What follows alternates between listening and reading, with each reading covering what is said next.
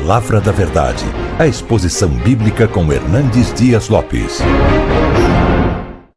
Hoje eu quero conversar com vocês sobre um livro da Bíblia, um livro poético, mas um livro complexo, que tem uma mensagem extremamente oportuna para o meu e para o seu coração. E a minha oração é que a história deste livro, que a história desse personagem, nos encoraje, nos abençoe, nos fortaleça.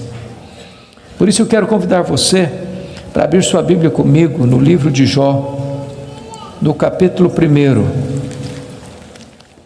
Jó, capítulo 1. Nós vamos ler dos versos 6 a 12. Jó, capítulo 1, 6 a 12.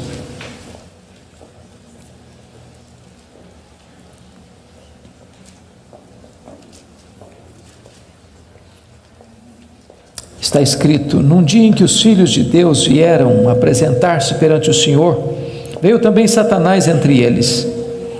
Então perguntou o Senhor a Satanás: de onde vens? Satanás respondeu ao Senhor e disse: de rodear a terra e passear por ela. Perguntou ainda o Senhor a Satanás: observaste o meu servo Jó? Porque ninguém é na terra semelhante a ele, o homem íntegro e reto, temente a Deus e que se desvia do mal. Então respondeu Satanás ao Senhor: porventura Jó debalde ou inutilmente teme a Deus? Acaso não cercaste com sebe a ele, a sua casa e a tudo quanto tem? A obra de suas mãos abençoaste, os seus bens se multiplicaram na terra. Estende, porém, a tua mão e toca-lhe em tudo quanto tem, e verás se não blasfema contra ti na tua face. Disse o Senhor a Satanás: eis que tudo quanto ele tem está em teu poder, somente contra ele não estendas a tua mão. E Satanás saiu da presença do Senhor. Agora capítulo 2, versos de 1 a 6. Num dia em que os filhos de Deus vieram apresentar-se perante o Senhor, veio também Satanás entre eles apresentar-se perante o Senhor. Então o Senhor disse a Satanás: de onde vens? Respondeu Satanás ao Senhor e disse: de rodear a terra e passear por ela. Perguntou o Senhor a Satanás: observaste o meu servo Jó? Porque ninguém é na terra semelhante a ele, homem íntegro e reto, temente a Deus e que se desvia do mal. Ele conserva a sua integridade, embora me incitasses contra ele para o consumir sem causa. Então Satanás respondeu ao Senhor: pele por pele, tudo que o homem tem dará pela sua vida. Estende, porém, a tua mão e toca-lhe nos ossos e na carne, e verás se não blasfema contra ti na tua face. Disse o Senhor a Satanás: eis que ele está em teu poder, mas poupa-lhe a vida. Irmãos, esse texto registra este episódio da reunião de Deus com seus filhos. E eu quero crer que aqui são os anjos. Eu quero crer que esta reunião aconteceu nas regiões celestes. E a Bíblia não nos dá muitos detalhes, mas nos informa que Satanás apareceu por lá. E é curioso que quem provoca a conversa é Deus, perguntando para Satanás: de onde vens? Satanás responde: de rodear a terra e passear por ela. Satanás é uma espécie de turista inveterado. Ele está por aí, está de olho, está antenado, está procurando uma brecha, está procurando alguém para devorar. E Deus cutuca de novo perguntando assim: observaste o meu servo Jó? E Deus dá o currículo de Jó. Não tem ninguém na terra semelhante a ele. Em outras palavras, é o homem mais piedoso dessa geração. Homem íntegro. Íntegro é aquilo que você é com a porta do quarto trancada sem ninguém observando. Homem reto. Reto é aquilo que você é em público e todo mundo está vendo. Homem temente a Deus, princípio da sabedoria. Homem que se desvia do mal, deliberadamente santo. Satanás poderia ter respondido assim: bom, esse eu não conheço ainda não, ando meio ocupado, tenho outras prioridades, quem sabe um dia eu dou uma olhada nele. Mas não foi a resposta de Satanás. Satanás respondeu assim: mas também puderas, desse jeito aí, qualquer um te adora. Tu tens abençoado a vida deste homem, tu tens cercado a casa deste homem com a grande muralha de proteção, os bens deste homem multiplicam na terra, tudo que esse cara bota a mão vira dinheiro. Desse jeito aí qualquer um te adora. E Satanás insinua duas coisas aqui. Primeiro, ele insinua que Deus precisa subornar as pessoas com bênçãos para receber delas adoração. Satanás insinua que ninguém adora a Deus por quem Deus é, apenas por aquilo que Deus dá. Satanás insinua que as pessoas só se aproximam de Deus por causa das bênçãos de Deus e não por causa do caráter de Deus. Satanás insinua mais. Ele insinua que Jó não é honesto quando adora a Deus.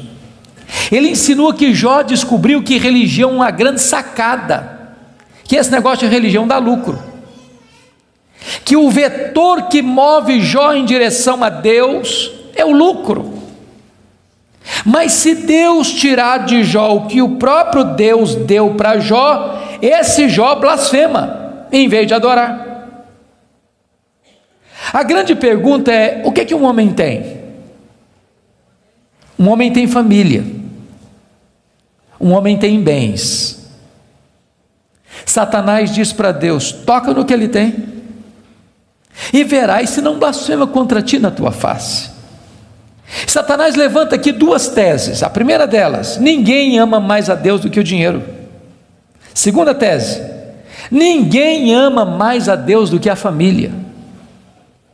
Sem que Jó soubesse, Deus constitui Jó em seu advogado na terra e coloca nas mãos de Jó a defesa da sua reputação e diz para Satanás: pode tocar no que ele tem, só não podes tocar na sua vida.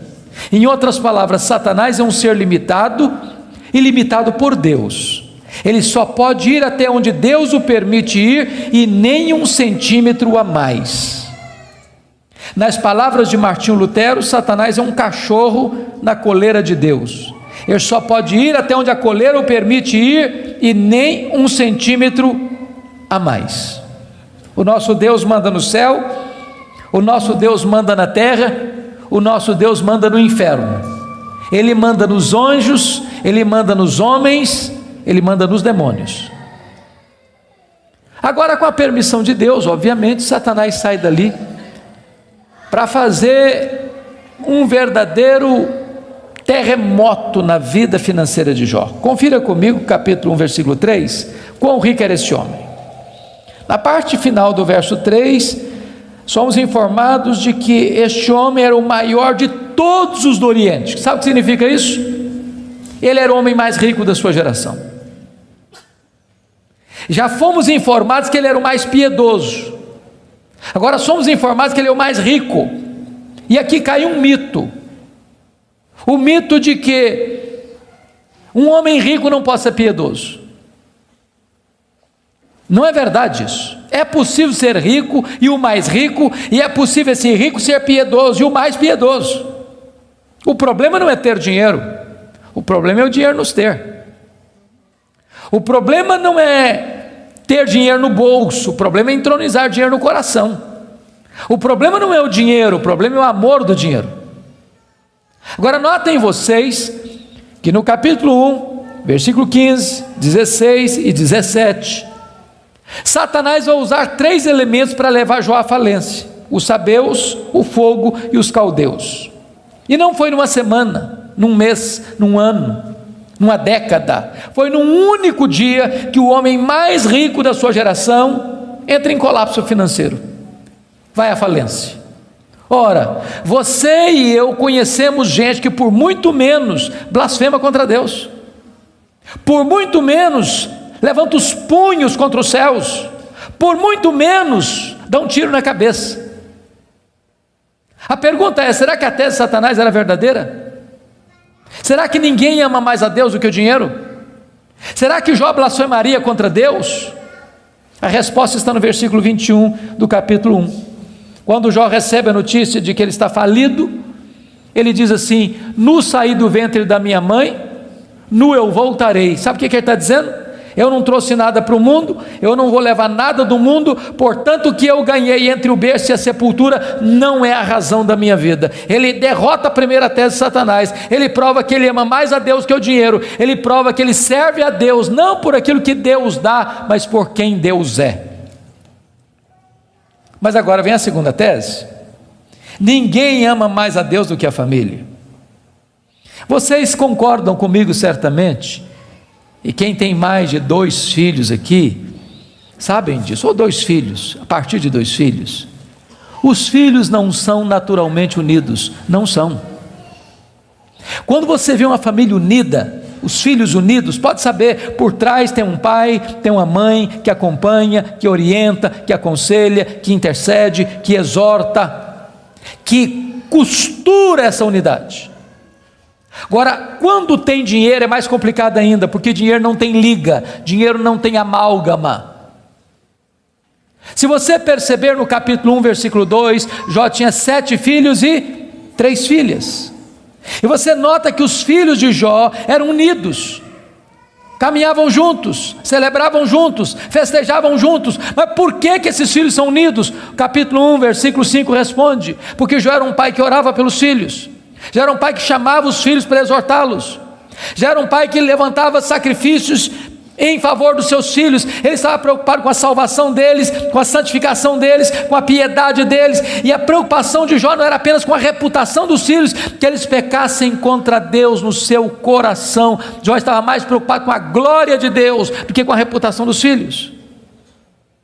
Mas agora, com a permissão de Deus, não foi um dia, uma semana depois, um mês depois, um ano depois, nem uma década depois, foi no mesmo dia da tragédia financeira, que Jó recebe o mais amargo recado: seus 10 filhos morreram num único acidente. Agora pense comigo, o que é um homem, o que é um pai, o que é uma mãe, levar para o cemitério todos os seus filhos num único dia? Como é que ele volta de lá? Como é que ele recomeça a vida? Como é que ele se ergue do luto? Como é que ele escreve dali para frente o seu futuro? Será que Jó blasfemaria contra Deus? Será que de fato ninguém ama mais a Deus do que a família? Será que a tese de Satanás era verdadeira? A resposta está no capítulo 1, versículo 20. Quando Jó recebe a notícia dessa tragédia, diz a Bíblia que ele rasga o seu manto, que ele raspa a cabeça, que ele se prostra, que ele adora, e ele diz: o Senhor Deus deu, o Senhor Deus tomou, bendito seja o nome do Senhor. Ele derrota aqui a segunda tese de Satanás. Ele prova que ele ama mais a Deus do que a família. Ele prova que ele serve a Deus não pela bênção de Deus, mas pelo caráter de Deus, não por aquilo que Deus dá, mas por quem Deus é. Mas aí vem o capítulo 2. E no capítulo 2, mais uma vez os filhos de Deus se reúnem. Eu quero crer que os anjos, eu quero crer que nas regiões celestes. E mais uma vez Satanás aparece por lá. E é curioso que Deus é quem provoca a conversa de novo, perguntando para ele: de onde vens? Satanás responde: de rodear a terra e passear por ela. Sabe o que ele está dizendo? Não mudei minha agenda, estou fazendo o que eu sempre fiz, eu estou por aí, eu estou de olho, estou antenado, estou vivo e ativo no planeta Terra, estou procurando uma brecha, estou procurando alguém para devorar. E Deus cutuca outra vez, perguntando assim: observaste o meu servo Jó?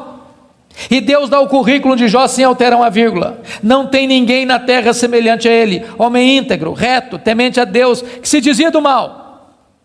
Me incitasses contra ele sem causa para o destruir, mas ele permanece íntegro. Sabe o que Deus está dizendo? Satanás, suas teses são mentirosas, suas teses são falsas. Jó provou que me ama mais do que o dinheiro, mais do que a família. Jó provou que me ama não por aquilo que eu dou para ele, mas por quem eu sou. Aí Satanás levanta a terceira tese: pele por pele, e tudo que o homem tem dará pela sua vida. Toca-lhe nos ossos, toca-lhe na carne, e verás se não blasfema contra ti na tua face. A terceira tese de Satanás é essa: ninguém ama mais a Deus do que a si mesmo. Sem que Jó soubesse, Deus constitui Jó em seu advogado na terra e coloca nas mãos de Jó a defesa da sua reputação e diz para Satanás: pode tocar nos ossos dele, pode tocar na carne dele, só não podes tirar a vida dele. Satanás é um ser limitado e limitado por Deus.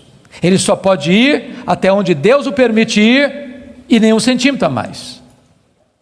Mas com a permissão de Deus, Satanás sai dali para colocar uma doença maligna em Jó, ferida do alto da cabeça à planta dos pés. E eu imagino essa cena: Jó está falido, Jó está enlutado, e agora o seu corpo começa a ficar chagado, feridas vão arrebentando por todo o seu corpo fica cheio de pus, sua pele vai ficando necrosada, ele vai ficando mal cheiroso, ele é uma chaga viva, ele é um aborto vivo.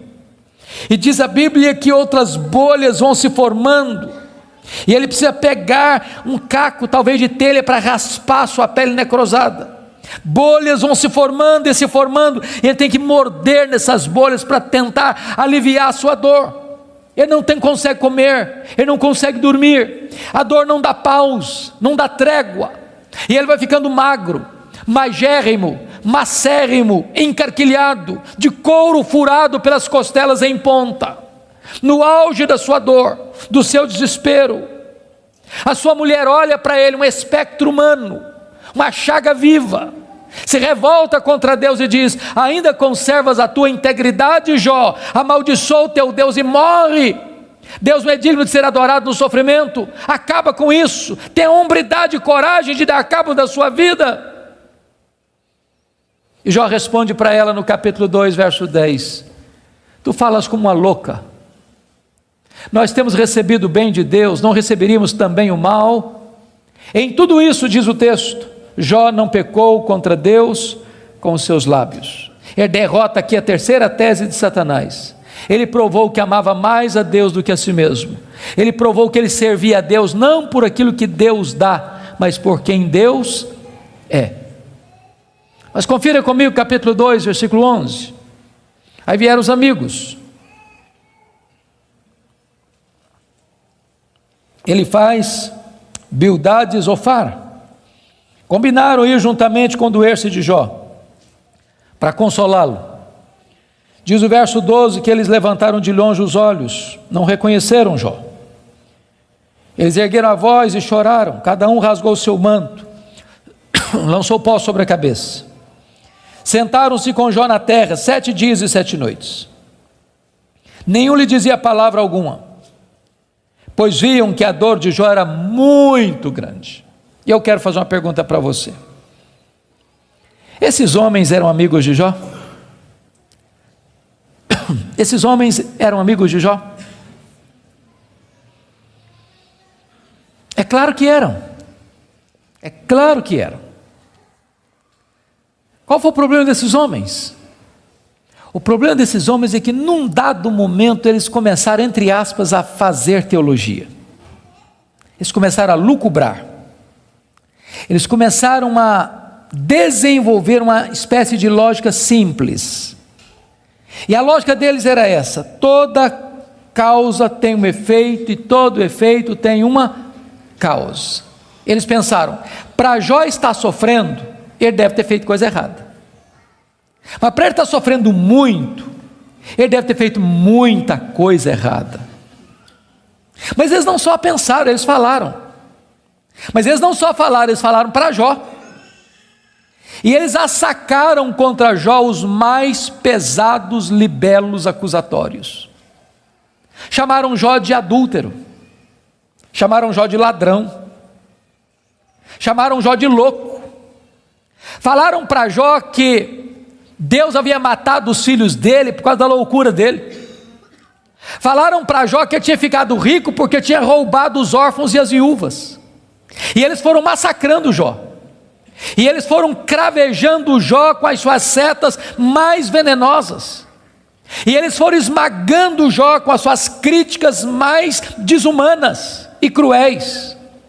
Eles foram passando Jó debaixo do rolo compressor da impiedade. O que Jó fez? O que você e eu faríamos? Ele começa a perguntar assim para Deus: por que, meu Deus? Mas por que eu estou sofrendo? Mas por que a minha dor não cessa? Mas por que os meus filhos morreram? Mas por que eu não morri no ventre da minha mãe? Mas por que eu não morri ao nascer? Mas por que os seios da minha mãe não estavam murchos de leite para eu morrer de fome? Mas por que o Senhor não me mata de uma vez?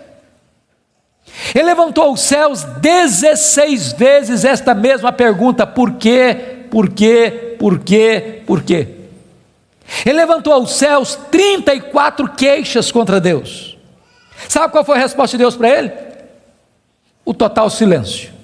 Nenhuma palavra, nenhuma explicação, nenhuma luz no fim do túnel, nenhum sinal do seu favor. E eu posso garantir a vocês que pior do que sofrer é sofrer sem explicação. O silêncio de Deus grita mais alto nos nossos ouvidos do que o barulho mais ruidoso das circunstâncias mais adversas. Se vocês não estão notando, Jó está sendo golpeado por todos os lados. Ele está sendo encurralado, emparedado, entrincheirado por circunstâncias medonhas. Ele está sendo golpeado nas 5 áreas mais importantes da vida. Por exemplo, área financeira. O homem mais rico vai à falência. Segundo, a saúde. Um homem saudável vira uma chaga aberta. Terceiro, o casamento. Na hora que esse cara mais precisava do apoio da mulher dele, ela disse assim para ele: morre, homem, mas morre logo. Chega, para com isso, morre. Quarta área, os filhos. Irmãos, não é natural pai enterrar filhos. Não é natural. Não é natural. Um dia um médico que acabara de sepultar o seu filho caçula, disse para mim com lágrimas nos olhos: pastor, eu não aceito isso, o meu filho ter furado a fila. Isso não é natural. Quinta área que Jó está sendo golpeado: as amizades. Aqueles que vieram para serem consoladores e aplicarem um azeite terapêutico do refrigério, aplicam-lhe o vinagre das críticas mais amargas. Esse homem está sendo golpeado por todos os lados. Esse homem, na verdade, está no fundo de um poço. Não tem mais nada para perder. Mas quando você está no fundo de um poço, só tem uma direção para olhar: é para cima. É para o alto, é para Deus. E quando ele olhou para cima, ele arranca do peito um brado de esperança e diz assim: mas uma coisa eu sei, é que o meu Redentor vive, e por fim revestir este meu corpo de pele, eu verei o meu Redentor. Quando ele dá esse brado de esperança, daqui a pouco Deus rompe o silêncio, e Deus começa a falar com ele.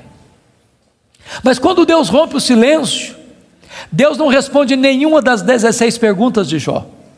Quando Deus rompe o silêncio, Deus não responde nenhuma das 34 queixas de Jó. Quando Deus rompe o silêncio, Deus faz 70 perguntas para Jó. Todas perguntas retóricas, todas perguntas que não têm uma resposta. Deus pergunta para Jó assim: ô Jó, onde você estava quando eu lançava os fundamentos da terra? Ô Jó, onde você estava quando eu espalhava as estrelas no firmamento? Ô Jó, onde você estava quando eu cercava as águas do mar para elas não invadirem a terra? Ô Jó, me explica aí, onde fica o reservatório do vento? Me explica, Jó, como é que eu formo a geada? E Deus foi abrindo as comportas dos céus e despejando em catadupas, torrentes caudalosas do seu conhecimento, da sua majestade, da sua soberania sobre Jó. E Jó, ao ser esmagado por esta gloriosa revelação de Deus, ele foi se encolhendo, ele foi se encolhendo, ele foi se encolhendo, ele foi se encolhendo, para descobrir as 5 verdades mais sublimes da sua vida, que mudaram a sua história, Verdades essas que espero em Deus impactem nesta noite o seu e o meu coração. Que verdades são essas? Vá comigo, por favor, para o capítulo 42 deste mesmo livro.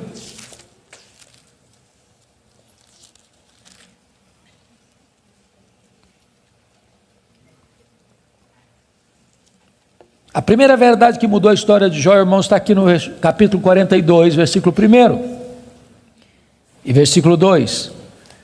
Então respondeu Jó ao Senhor: bem sei que tudo podes. Primeira coisa que ele descobre é a onipotência de Deus. Deixa eu dizer uma coisa para você maravilhosa. Você e eu temos impossibilidades intransponíveis.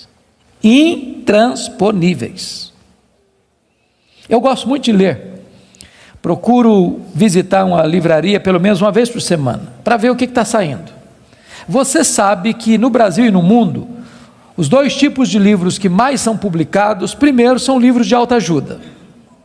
Depois, livros que ensinam você a ficar rico rápido. São os livros que mais são publicados. Toda semana tem livro novo nessa área.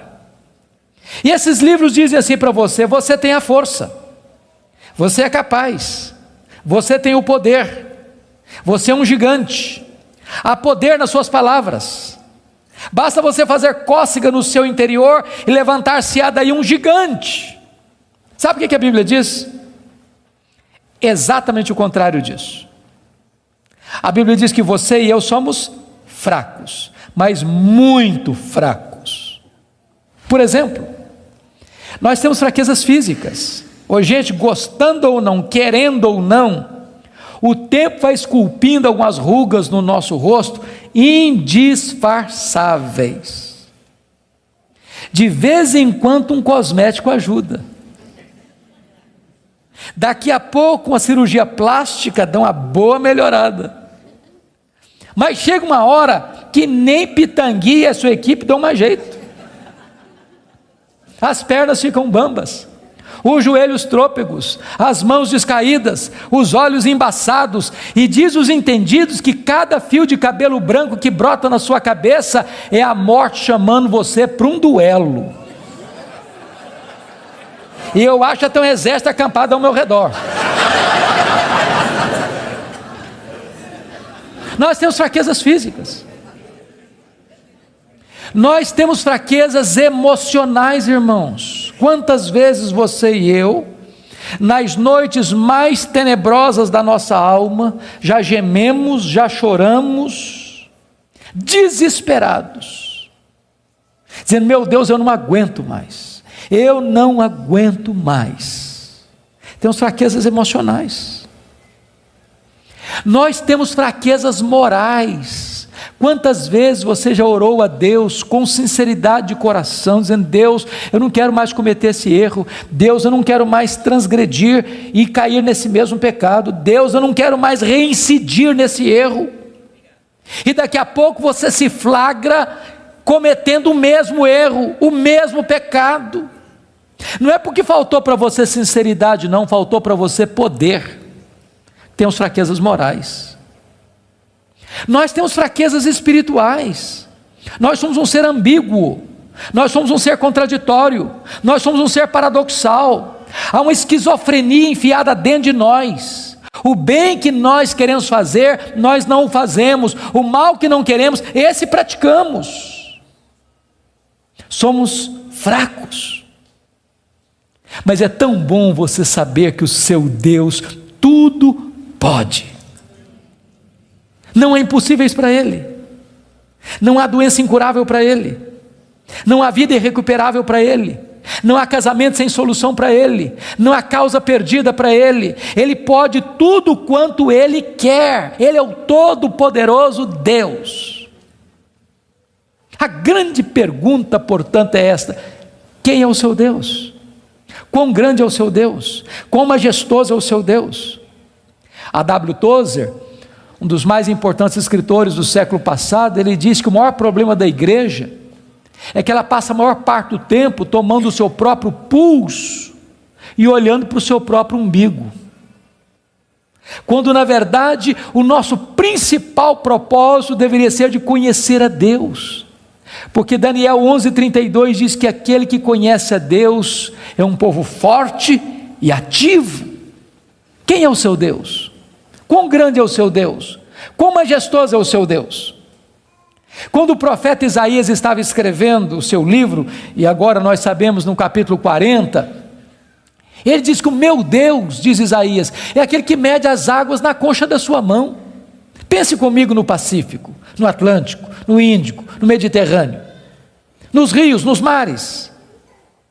Deus mede as águas na concha da sua mão. Vá ao Atlântico, tente esvaziá-lo com um baldinho, veja quanto tempo você vai levar. Diz: o meu Deus é aquele que pesa o pó das montanhas em balança de precisão, como se estivesse pesando partículas de ouro. Ele diz: o meu Deus, Ele mede os céus a palmos. Ele diz: o meu Deus espalha as estrelas no firmamento, e por ser forte em força e grande em poder, quando as chama, nenhuma delas vem a faltar. Agora pergunte para um astrônomo, qual é o tamanho desse universo que Deus mediu a palmos? Sabe qual é a resposta dele? Eu não sei. Mas você sabe. Você sabe. Você sabe que o universo não é infinito, porque a infinitude é um atributo exclusivo de Deus. Mas os astrônomos afirmam que o nosso universo tem mais de 93 bilhões de anos-luz de diâmetro. O que significa isso? Significa que se você pudesse voar à velocidade da luz, 300 mil quilômetros por segundo, nessa velocidade você demoraria mais de 93 bilhões de anos para ir de uma extremidade à outra do universo. Pois Deus criou tudo isso, Ele é maior do que tudo isso, Ele é seu Pai, e Ele está dizendo: Ele tudo pode. Pergunte a um astrônomo quantas estrelas existem. Sabe qual é a resposta dele? Eu não sei.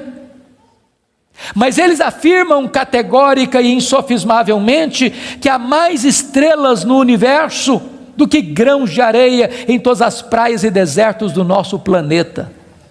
Vá um dia à praia, encha a concha da sua mão de areia, leve para casa, bote numa tábua de vidro e conte quantos grãos de areia você consegue colocar na concha da sua mão. Há mais grãos de areia, há mais estrelas no firmamento que todos os grãos de areia de todas as praias e desertos do nosso planeta. Deus não apenas criou todas elas, Deus conhece cada uma delas pelo nome, e por ser forte em força e grande em poder, quando as chama, nenhuma delas vem a faltar. Este é o seu Deus, Ele tudo pode. Mas não é apenas o macro-universo que nos impressiona, não, o micro também. Se você for hoje na sua casa, lá no quintal ou na varanda que tem uma planta, tire lá uma folha, por mais tenra e delgada que ela seja, ela é tão complexa quanto a região metropolitana da Grande Campinas. Chegue em casa hoje, vá na geladeira, pega um ovo, quebre numa frigideira. Aquela gema é mais complexa do que qualquer máquina que o homem jamais inventou. Dr. John Wilson, que é uma das maiores autoridades em oftalmologia no mundo, disse que há em cada um dos nossos olhos em torno de 2 milhões de fios duplos encapados, e se não for assim haveria um curto-circuito e nós ficaríamos cegos. Dr. Marshall Nirenberg, prêmio Nobel de Biologia, fez uma das mais fantásticas descobertas no século passado. Ele descobriu que nós somos um ser programado geneticamente. Ele descobriu que nós somos um ser computadorizadamente, geneticamente. Ele descobriu que você e eu temos em torno de 60 trilhões de células vivas no nosso corpo. Ele descobriu que em cada uma dessas células nós temos 1,70 m de fita DNA, onde estão gravados e computadorizados todos os nossos dados genéticos, a cor dos nossos olhos, a cor da nossa pele, o nosso temperamento. Se você espichar a fita DNA do seu corpo, você tem 102 trilhões de metros de fita DNA, você tem 102 bilhões de quilômetros de fita DNA no seu corpo. Daria para dar diversas voltas no sistema planetário. Dr. Louis vai dizer que códigos de vida não se originam espontaneamente. Códigos de vida não se originam de uma explosão de milhões, de uma explosão, a mega explosão cósmica. Códigos de vida não se originam de uma evolução de milhões e milhões de anos. Códigos de vida foram plantados em você pelo Deus Todo-Poderoso, Criador dos céus e da terra. Ele tudo pode. Deixa eu ilustrar isso para você. Um pai caminhava pela rua com seu filho de 4 anos. Eu acho que todos vocês concordam comigo que as crianças parece que fizeram um curso de pós-doutorado em perguntas difíceis. Eu não conheço ninguém que faz pergunta mais complicada do que criança. E o menino voltou para o pai e perguntou assim: papai, qual é o tamanho de Deus? E o pai engasgou, porque não tinha uma resposta pronta para um menino de 4 anos. Permaneceu em silêncio, continuou caminhando. Daqui a pouquinho o pai escuta o ronco das turbinas de um avião supersônico lá nas alturas excelsas e diz: filho, olha para cima. O menino olhou: está vendo aquele avião, filho? Estou vendo, papai, estou vendo. Qual é o tamanho daquele avião, filho? Ah, papai, muito pequeno, estava muito longe. O pai pegou o menino pelo braço, levou no aeroporto. Lá tinha um jumbão de mais de 400 passageiros estacionado. O pai chegou bem próximo e disse: filho, está vendo esse avião? Estou, papai, estou vendo. Qual é o tamanho desse avião, meu filho? Ih, papai, mas grande, muito grande. O pai disse: filho, Deus é do mesmo jeito. Quando você está longe de Deus, meu filho, Deus parece pequeno para você. Aí seus problemas ficam enormes. Mas quando você está perto de Deus, meu filho, Deus é grande para você. Aí os seus problemas ficam pequenos. Agora eu sei que tudo podes. A segunda verdade que mudou a vida de Jó está aí no versículo 2. E nenhum dos teus planos pode ser frustrado. Irmãos, não tem acaso, não tem sorte, não tem azar, não tem determinismo, não tem feitiço, não tem esse negócio de olho gordo. Você não precisa ter medo de sexta-feira 13. Você sabe que a mão de Deus dirige o seu destino. Nem um fio de cabelo da sua cabeça pode ser tocado sem que Deus saiba, sem que Deus permita, sem que Deus tenha um propósito. Quando você entende que Deus governa o universo, que Deus governa até uma folha que cai no outono, que nenhum pássaro, nenhum pardal pode cair ao chão sem que Deus saiba e permita, você vai entender que você não é uma lasca de lenha jogada no mar da vida, empurrado de um lado para o outro ao sabor das circunstâncias. A sua vida está nas mãos daquele que está assentado na sala de comando do universo. Ele está no controle. Não há acaso, não há azar, ele dirige o seu destino. Você pode dizer como Paulo: sabemos que todas as coisas cooperam para o bem daqueles que amam a Deus, daqueles que são chamados segundo o seu propósito. A terceira verdade que mudou a vida de Jó está aí no versículo 3, confira comigo.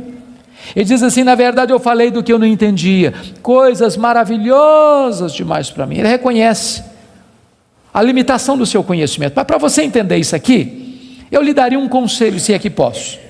Tira um sábado, tira um feriado, dá uma lida em Jó numa sentada só. Você vai descobrir coisa maravilhosa. Você vai descobrir que Jó, ao longo do livro, fez 3 coisas. Ele perguntou, ele se queixou e ele se defendeu. 3 coisas que ele fez. E você sabe disso, quando ele está machucado, quando ele está ferido, quando a gente está se sentindo injustiçado, sabe o que a gente faz? A gente fala, se defende, e às vezes quando a gente está sofrido demais, machucado demais, doído demais, a gente fala muita coisa sem entender. Quando Deus despeja a glória dele em cima de Jó, Jó bota a mão na boca e diz: meu Deus, quanta coisa que eu falei sem entender. Sabe o que eu aprendo com isso? Quando você encontrar alguém que parece sabichão demais, que sabe demais, que fica arrotando em cima de você conhecimento demais, você está perto de uma pessoa que sabe quase nada. que quem sabe, sabe que não sabe. Quanto mais você sabe que você não sabe, porque o que você não sabe é muito mais do que o que você sabe. Portanto, quem sabe, não estufa o peito, não fique empavonado. Não dá para ficar na presença do Todo-Poderoso Deus com soberba, com altivez, com arrogância. Jó começa a entender que Deus é Deus e Ele é homem. A quarta verdade que mudou a vida de Jó está no versículo 5, confira comigo. Ele reconhece o seu limitado conhecimento de Deus, ele diz assim: eu te conheci só de ouvir, mas agora os meus olhos te veem. Eu não sei se vocês entram em crise com esse versículo, eu entro. Sabe por que eu entro em crise com esse versículo? Porque eu não consigo conciliar 42:5 com 1:8. Lá no capítulo 1, versículo 8, Deus disse acerca dele: não tem ninguém na terra parecido com ele. Homem íntegro, reto, temente a Deus, que se desvia do mal. Aqui não é bajulação de um amigo rasgador de seda. Quem está falando isso acerca de Jó é Deus. É Deus quem está dizendo que esse cara é o homem mais piedoso da sua geração. E Deus não tem uma opinião a nosso respeito, Deus tem um diagnóstico. Agora, como é que esse homem que Deus diz que é o cara mais piedoso da sua geração, vem me fazer uma confissão dessa? Ah, Deus, eu te conheci só de ouvir, mas agora os meus olhos te veem. Parece contraditório, mas para explicar isso, deixa-me fazer uma outra pergunta. Você conhece a Deus? Você conhece a Deus? Quanto você conhece? Quanto? Quanto você conhece a Deus? Deixa eu ilustrar. Havia um cidadão que nunca tinha visto o mar. Um dia ele fez uma viagem para o litoral e quando ele viu o mar, ele exclamou de toda a sua alma: agora eu conheço o mar. Aproxima-se dele um marujo, com a pele tostada de sol e sal, por viver nas procelas do mar, e disse assim: eu também conheço o mar. Qual a diferença entre eles? Você conhece a Deus? Quanto você conhece a Deus? Por exemplo, João 17,3 diz assim: e a vida eterna é esta, conhecer a Deus e a Jesus Cristo a quem enviaste. Sabe o que é a essência da vida eterna? É conhecer a Deus. Sabe o que você vai fazer no céu depois que você tiver 1000 anos lá na glória? Você vai estar conhecendo a Deus. Sabe o que você vai estar fazendo no céu depois que você tiver 1 milhão de anos lá na glória? Você vai estar conhecendo a Deus. Sabe o que você vai estar fazendo no céu depois que você tiver 1 bilhão de anos lá na glória? Você vai estar conhecendo a Deus.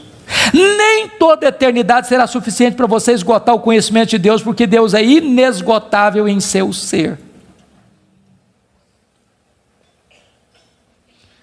Às vezes a gente pensa que o céu vai ser monótono. Há poucos dias um adolescente se aproximou de mim e disse assim: pastor, eu não quero ir para o céu não. Eu falei: você está ficando maluca, menina? Não quero ir não. Eu falei: mas então me explica esse negócio aí, ué. Ela me diz: ah, pastor, a ideia de céu que eu tenho é que eu vou estar sentado numa nuvem branca, com a harpa na mão, cantando. Ah, não aguento essa vida inteira não.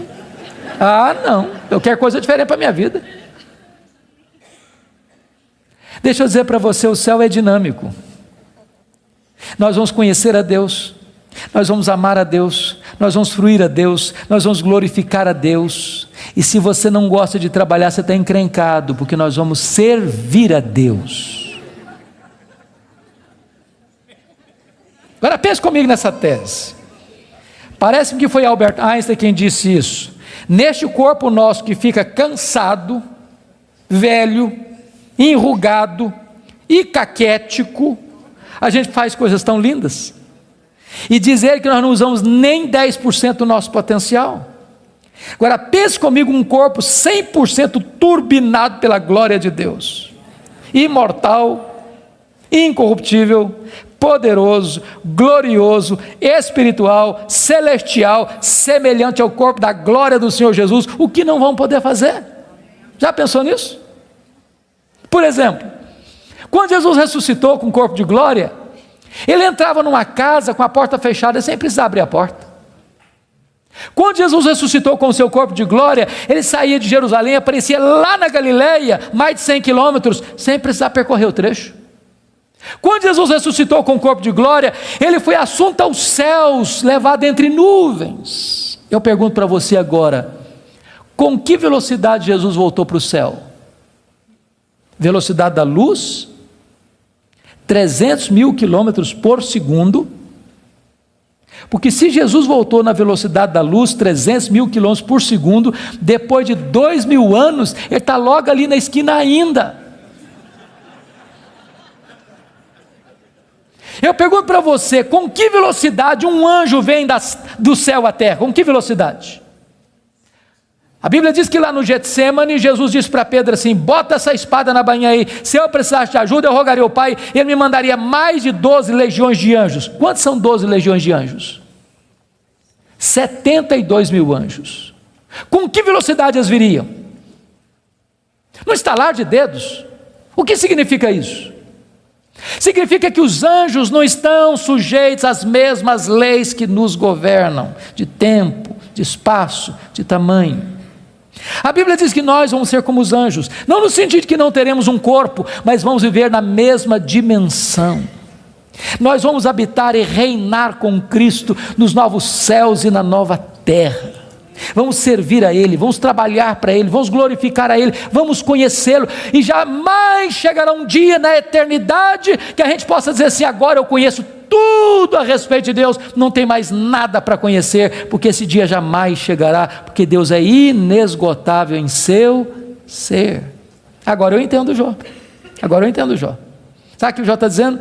Deus, eu só estou arranhando a superfície, só arranhando a superfície, tem mais. Tem muito mais, tem infinitamente mais. Agora eu entendo o profeta: conheçamos e prossigamos em conhecer o Senhor. Mas a última verdade que mudou a vida de Jó está no versículo 6, confira comigo. Ele diz assim: por isso eu me abomino e eu me arrependo no pó e na cinza. Ele reconheceu a enormidade do seu pecado. E aqui eu entro em crise de novo. Porque essa confissão aqui cabe bem na boca de um ladrão, de um assassino, de um adúltero, de um corrupto, mas não cabe na boca do camarada que o próprio Deus diz que ele é o mais piedoso da sua geração. Eu me abomino e eu me arrependo no pó e na cinza. Como é que você vai entender isso? A grande questão aqui é a seguinte, irmãos: as pessoas que mais sofrem e lamentam os seus pecados não são as pessoas que mais pecam. As pessoas que mais choram, lamentam e confessam os seus pecados são as pessoas que mais perto de Deus andam. Quem anda longe de Deus nem consciência de pecado tem. Eu estava pregando final do ano passado no Hospital Cruz Azul em São Paulo. E a Eleni Vassão, que é capelã, me disse: nós lidamos com uma situação muito triste agora, recente. Eu perguntei: o que foi, Eleni? O que aconteceu? Ela me disse que chega no hospital uma moça, com seus pais, com hemorragia muito severa. E quando o médico foi examinar aquela moça, o médico disse: essa menina acabou de ter um bebê. Essa moça acabou de ter um bebê. E a moça protestou, falou: não, o senhor está enganado, eu não estava grávida não. Os pais disseram: não, essa moça não estava grávida. E o médico radicalizou: pois essa moça acabou de ter um bebê.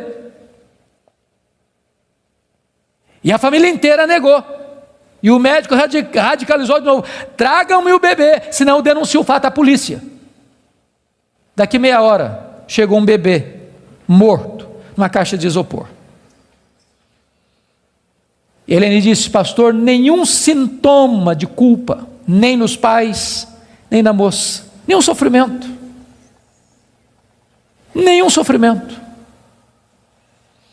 Há poucos dias em São Paulo eu vi um cidadão que recebeu 3 mil reais para matar uma outra pessoa, pistoleiro de aluguel. Eu nunca tinha visto aquele homem nunca tinha falado mal dele, nunca tinha feito mal para ele. Ele recebeu 3 mil reais, botou no bolso, foi lá, deu 5 tiros na pessoa, matou a pessoa, foi para casa, tomou um banho, jantou e dormiu. Nenhuma culpa. Mas quem anda na presença de Deus, aquele que é santo,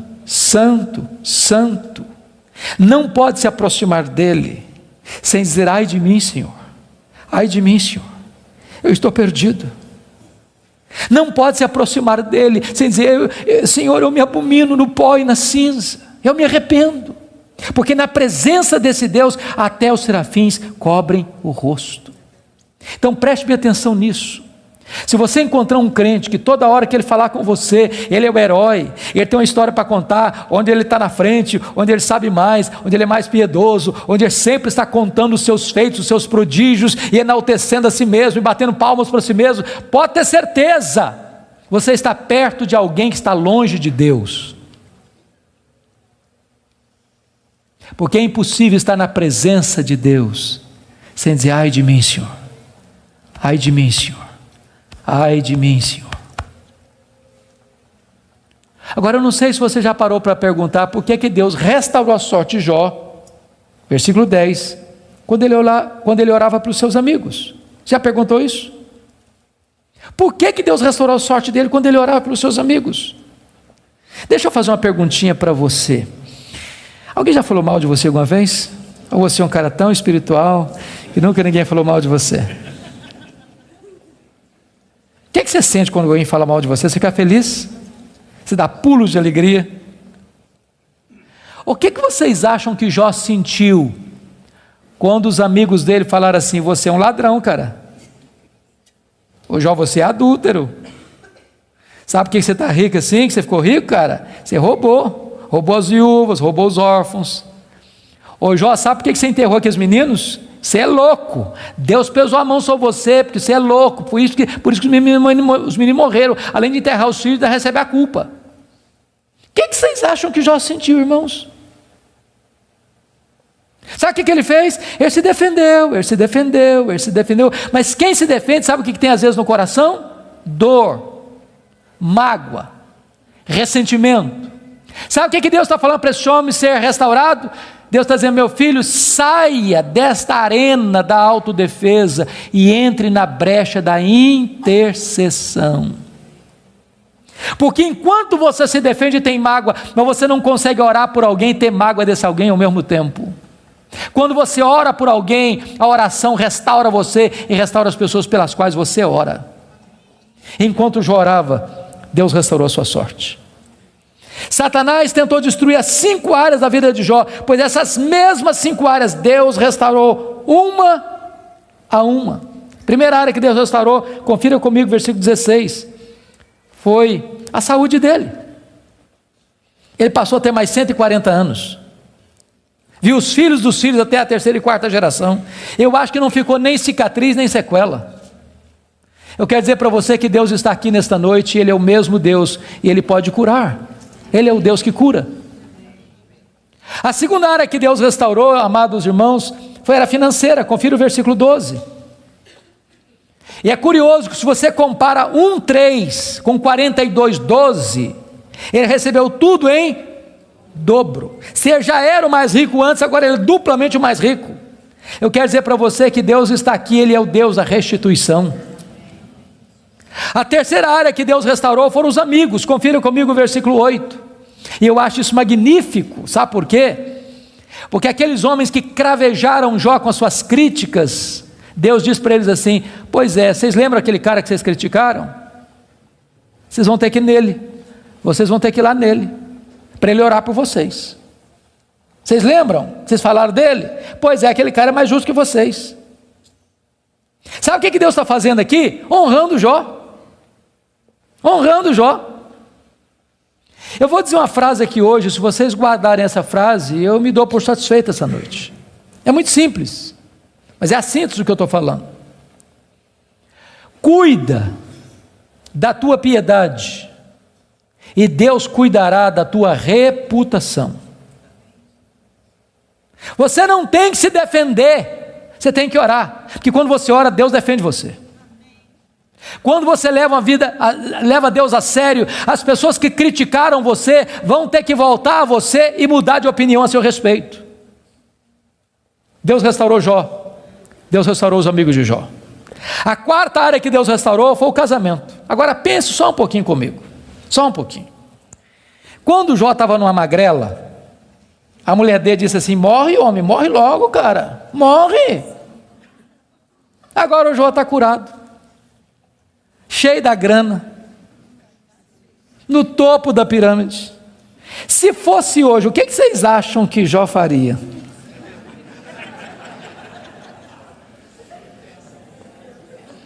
Eu acho que ele ia dizer assim: você queria que eu morresse, né? A fila andou, minha filha. Tô noutra. Irmãos queridos, Deus não faz a obra pela metade. Deus curou o coração da mulher dele, Deus curou o coração dele, Deus restaurou o casamento deles. Há poucos dias, chegou uma mulher para mim e disse assim: pastor, eu estou me divorciando. Eu tomei um susto, falei: mas divorciando? Falei: estou me divorciando. E eu perguntei: mas por quê? Ela olhou fundo nos meus olhos e disse: pastor, secou. Está claro? Vou para você botar a legenda. E eu falei: secou, filha? Secou. Falei: então tem esperança. Mas como tem esperança? Minha filha, você não leu na Bíblia lá que a vara seca de Arão floresceu? Pois Deus faz o que está seco florescer. Ela falou: pastor, o senhor está meio bruto, o senhor não me entende não, o senhor não compreende a minha linguagem, não, eu estou falando do senhor que morreu. Está claro agora? Morreu. Eu falei: morreu, filha? Morreu, sim, senhor. Falei: então tem esperança. Ué, você não já leu na Bíblia que Jesus ressuscita os mortos? Pois Jesus ressuscita esse sentimento que está morto aí, ué. Pastor, o senhor está ficando biruto, o senhor não está me entendendo não, eu estou falando para o senhor que acabou. Está claro agora? Acabou. Falei: acabou, filha? Ué, então tem esperança. Ué, você não leu na Bíblia lá que Deus chama a existência as coisas que não existem? Deus pode chamar a existência o que não tem aí, ué. Você não vai divorciar essa semana não. Nós vamos orar uma semana. Daqui a semana você volta aqui. Passou uma semana, ela voltou. Falou: pastor, acabou. Acabou a vontade de divorciar. Deus está mudando meu coração, estou animado e nós vamos continuar juntos. Deixa eu dizer uma coisa para você: Deus está aqui. E Deus é o Deus que restaura casamentos quebrados. Finalmente, a última área que Deus restaurou, os filhos. Capítulo 1, versículo 2, quantos filhos Jó tinha? 10 filhos. 42, 13, quantos filhos Jó vai ter agora? Quantos? Quantos? 10. Aí vocês dizem: bom, então não foi tudo em dobro. Porque se ele tinha 10 e Deus deu tudo em dobro, quanto é que devia ter agora? 20. Então não foi tudo em dobro. Como é que a gente entende isso? Deixa eu dizer uma coisa para você, querido. Quando uma ovelha morre, você perde uma ovelha. Mas quando um filho morre, você não perde um filho. Como aquele pai que voltava do cemitério, e o amigo disse: meus sentimentos, eu soube que o senhor perdeu seu filho. Eu disse: não, eu não perdi meu filho. Você perde alguém quando você não sabe onde ele está. Eu sei onde está meu filho, eu sei com quem está meu filho. Meu filho está no céu, meu filho está com Jesus. Eu não perdi o meu filho. Jó agora tem 10 filhos na terra, Jó agora tem 10 filhos no céu. Deus restaurou completamente.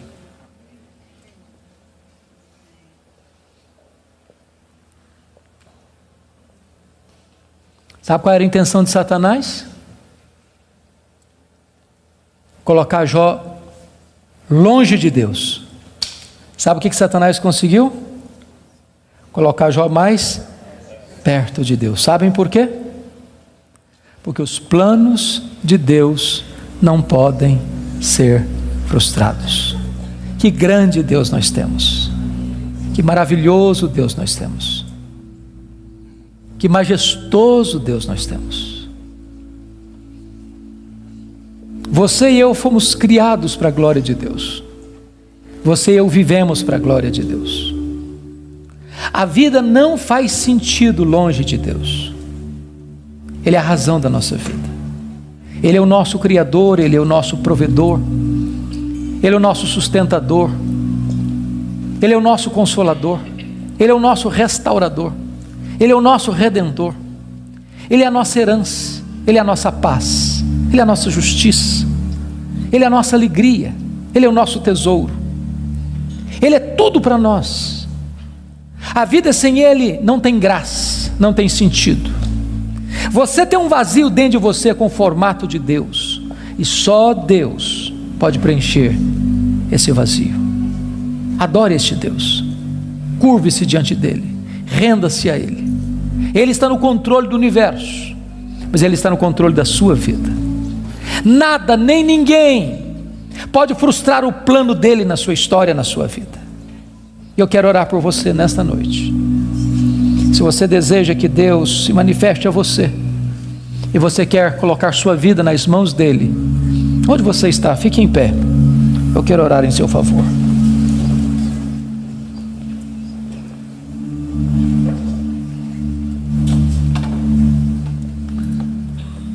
Ó Deus, nós te adoramos nesta noite, porque só Tu és Deus, o Todo-Poderoso Deus, o Deus que não é forjado por mãos humanas, o Deus que não foi criado pela imaginação dos homens, o Deus que é, o Deus eterno, o Deus criador, sustentador da vida, o Deus da nossa salvação. Tu estás aqui neste lugar, ó Deus, e nós te rogamos que Tu sondes os nossos corações, Tu olhes para nós, que Tu nos visites, que Tu nos restaures. E se porventura entrou alguém aqui, Deus, sem Te conhecer como Deus pessoal, que esta seja a noite da reconciliação contigo, a noite da salvação, a noite da restauração. Se alguém entrou aqui, Deus, passando crises na vida financeira, na saúde, no casamento, na relação com os filhos, na relação com os amigos, que essa seja uma noite de cura e de restauração.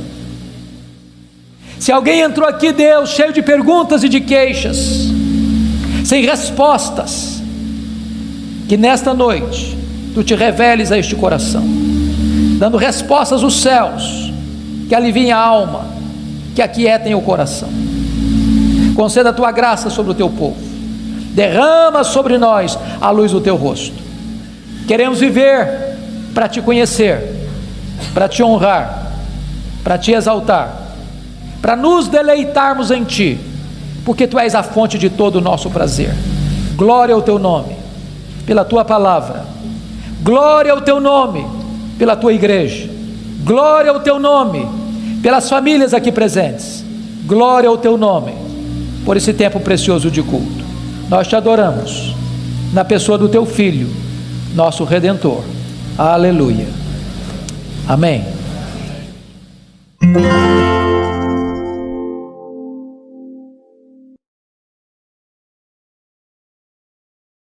Sabe qual foi a resposta de Deus para ele?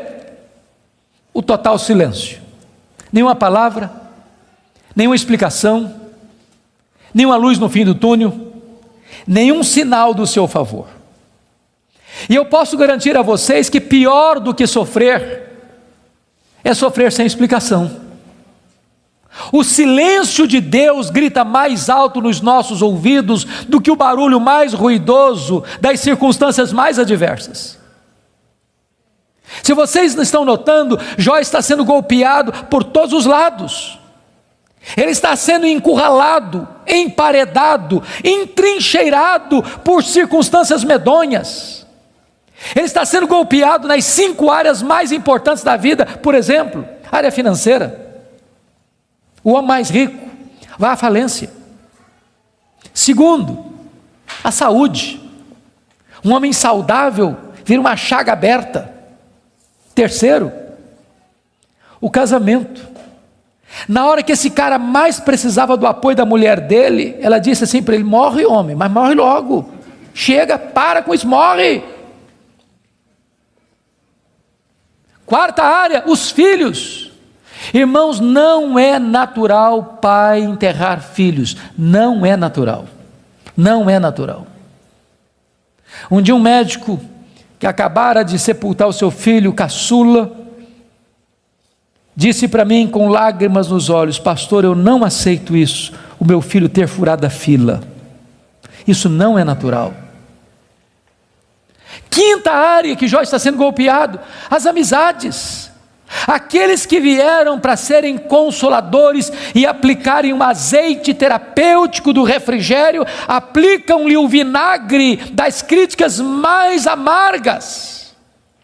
Esse homem está sendo golpeado por todos os lados. Esse homem, na verdade, está no fundo de um poço. Não tem mais nada para perder. Mas quando você está no fundo de um poço, só tem uma direção para olhar: é para cima, é para o alto, é para Deus. E quando ele olhou para cima, ele arranca do peito um brado de esperança e diz assim: mas uma coisa eu sei, é que o meu Redentor vive, e por fim revestir este meu corpo de pele, eu verei o meu Redentor. Quando ele dá esse brado de esperança, daqui a pouco Deus rompe o silêncio, e Deus começa a falar com ele. Mas quando Deus rompe o silêncio, Deus não responde nenhuma das 16 perguntas de Jó.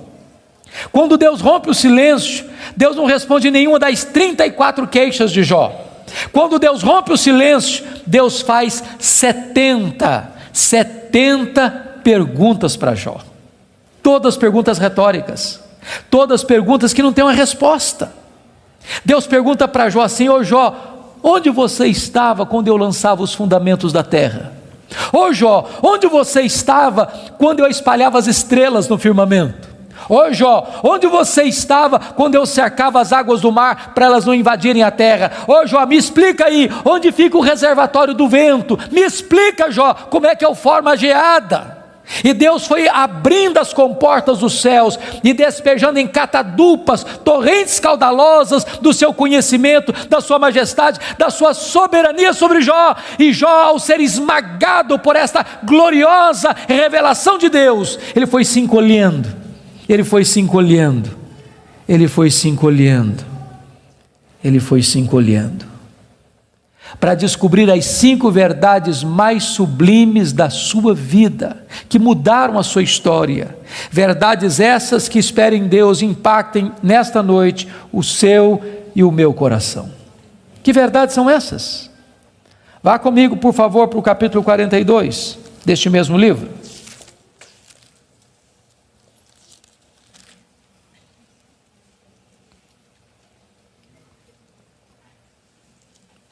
A primeira verdade que mudou a história de Jó, irmãos, está aqui no capítulo 42, versículo 1 e versículo 2. Então respondeu Jó ao Senhor: bem sei que tudo podes. Primeira coisa que ele descobre é a onipotência de Deus. Deixa eu dizer uma coisa para você maravilhosa. Você e eu temos impossibilidades intransponíveis. Intransponíveis.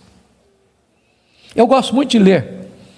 Procuro visitar uma livraria pelo menos uma vez por semana, para ver o que está saindo. Você sabe que no Brasil e no mundo, os 2 tipos de livros que mais são publicados, primeiro são livros de autoajuda.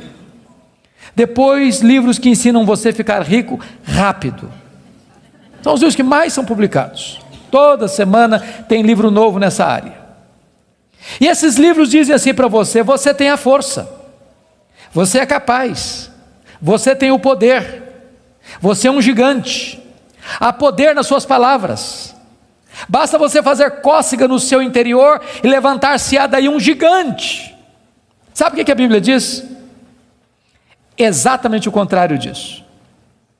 A Bíblia diz que você e eu somos fracos, mas muito fracos.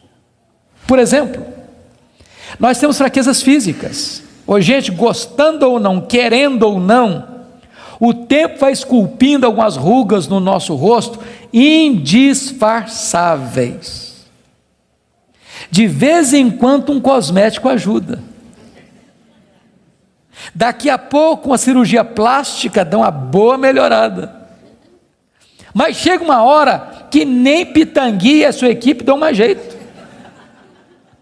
As pernas ficam bambas, os joelhos trôpegos, as mãos descaídas, os olhos embaçados, e diz os entendidos que cada fio de cabelo branco que brota na sua cabeça é a morte chamando você para um duelo. E eu acho até um exército acampado ao meu redor. Nós temos fraquezas físicas. Nós temos fraquezas emocionais, irmãos. Quantas vezes você e eu, nas noites mais tenebrosas da nossa alma, já gememos, já choramos, desesperados, dizendo: meu Deus, eu não aguento mais, eu não aguento mais. Temos fraquezas emocionais. Nós temos fraquezas morais.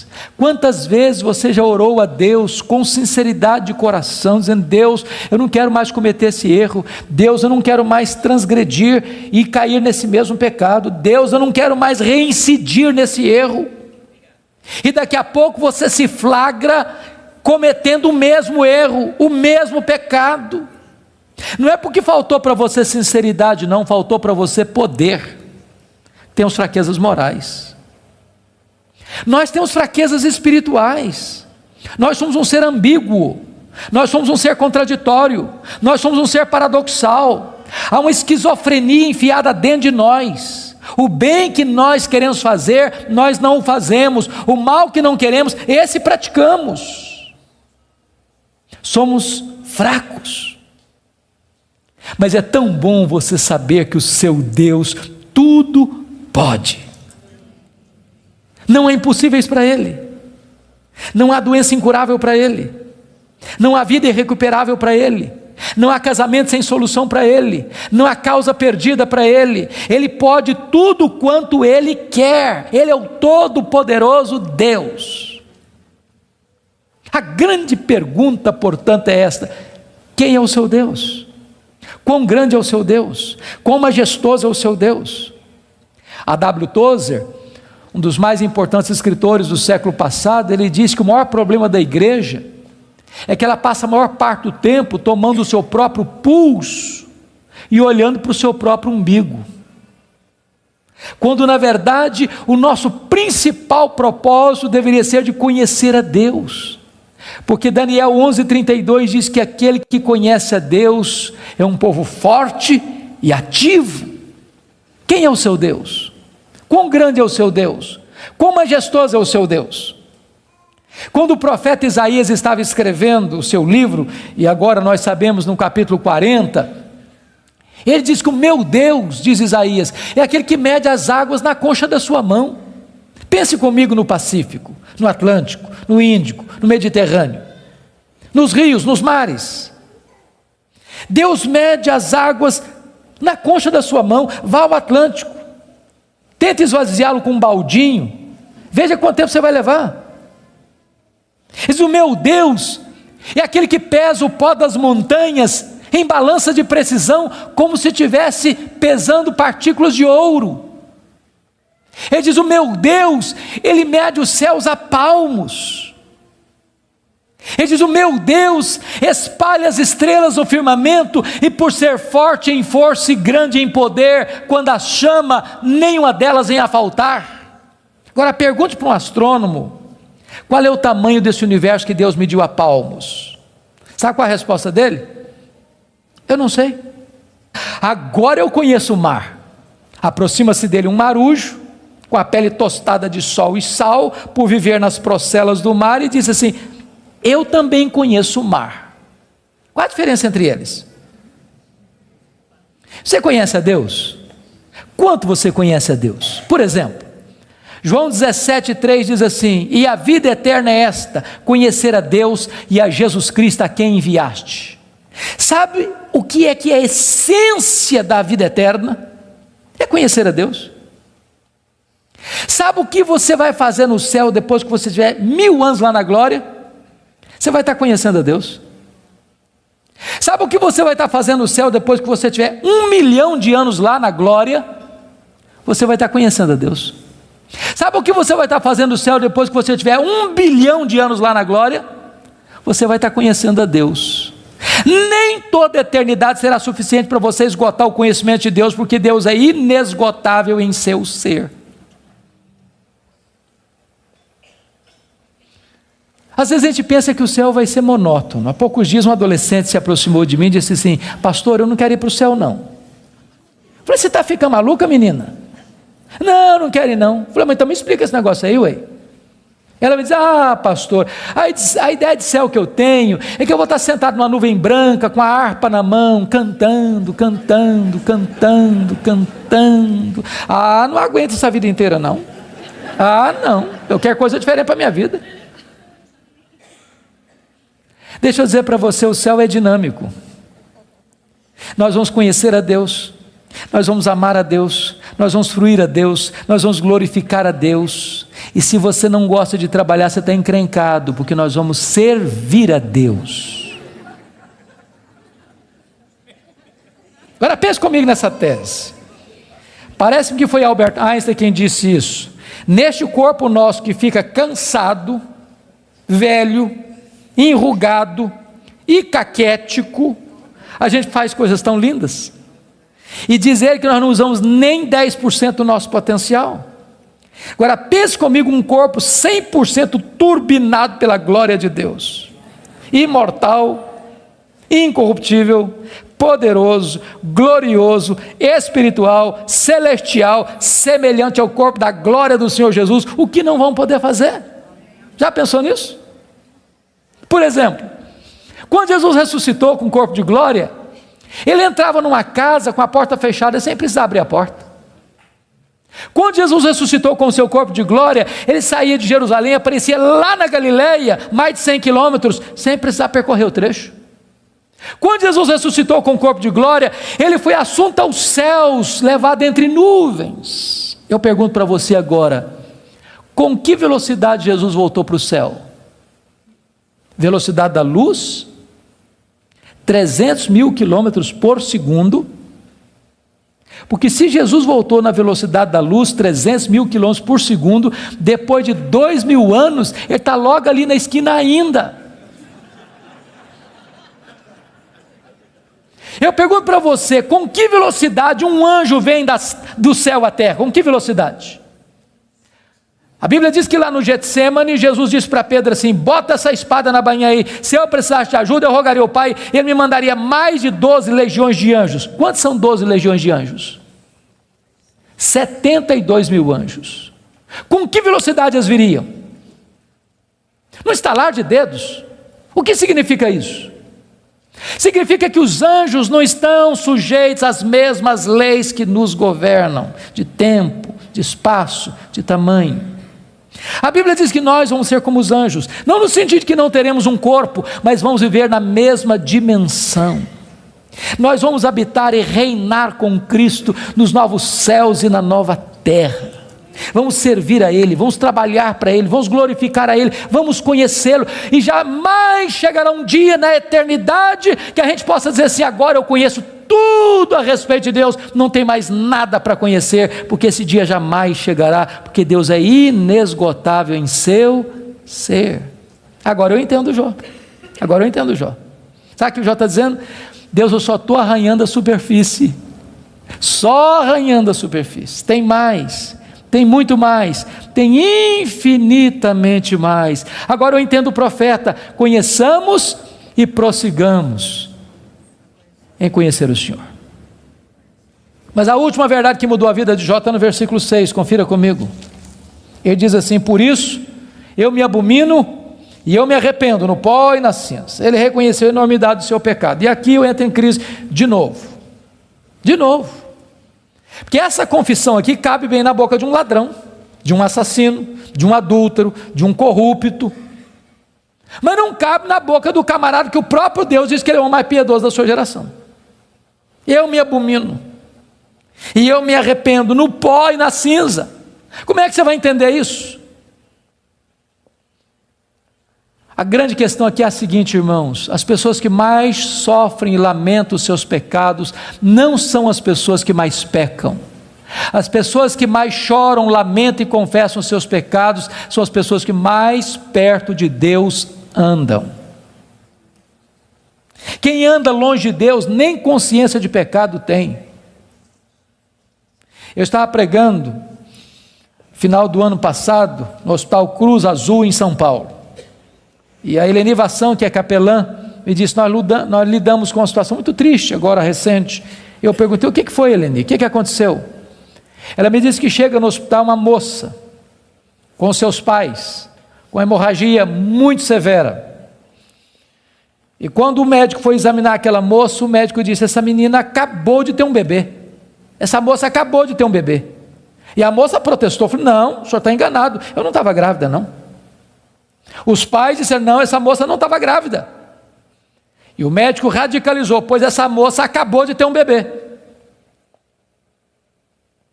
E a família inteira negou.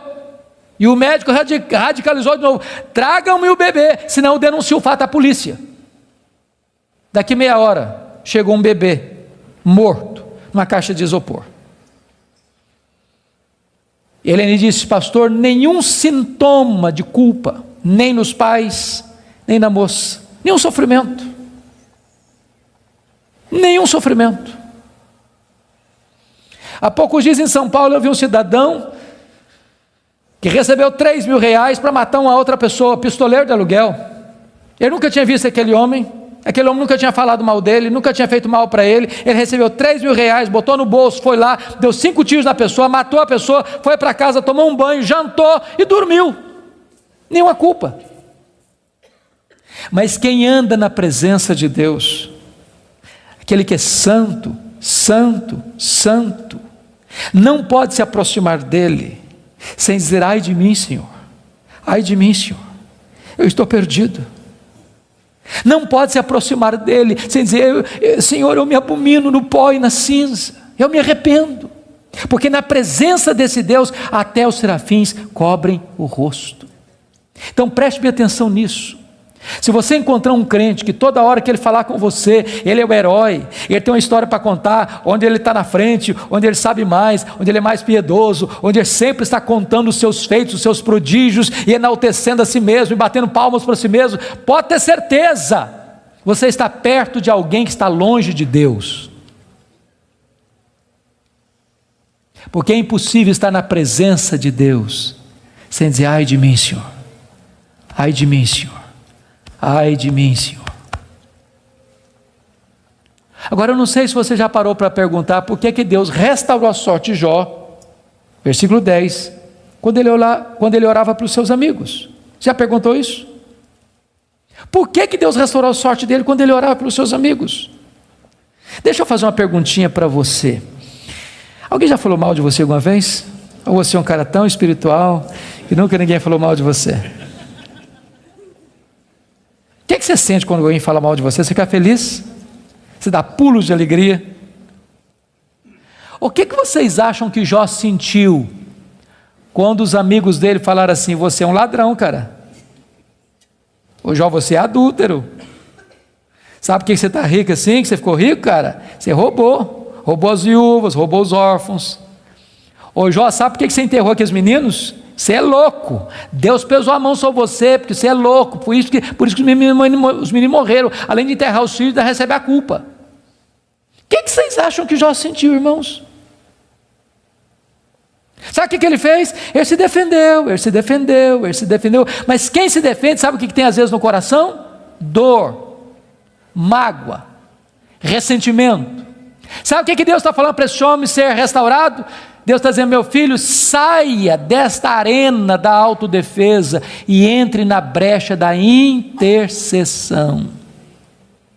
Porque enquanto você se defende e tem mágoa, mas você não consegue orar por alguém e ter mágoa desse alguém ao mesmo tempo.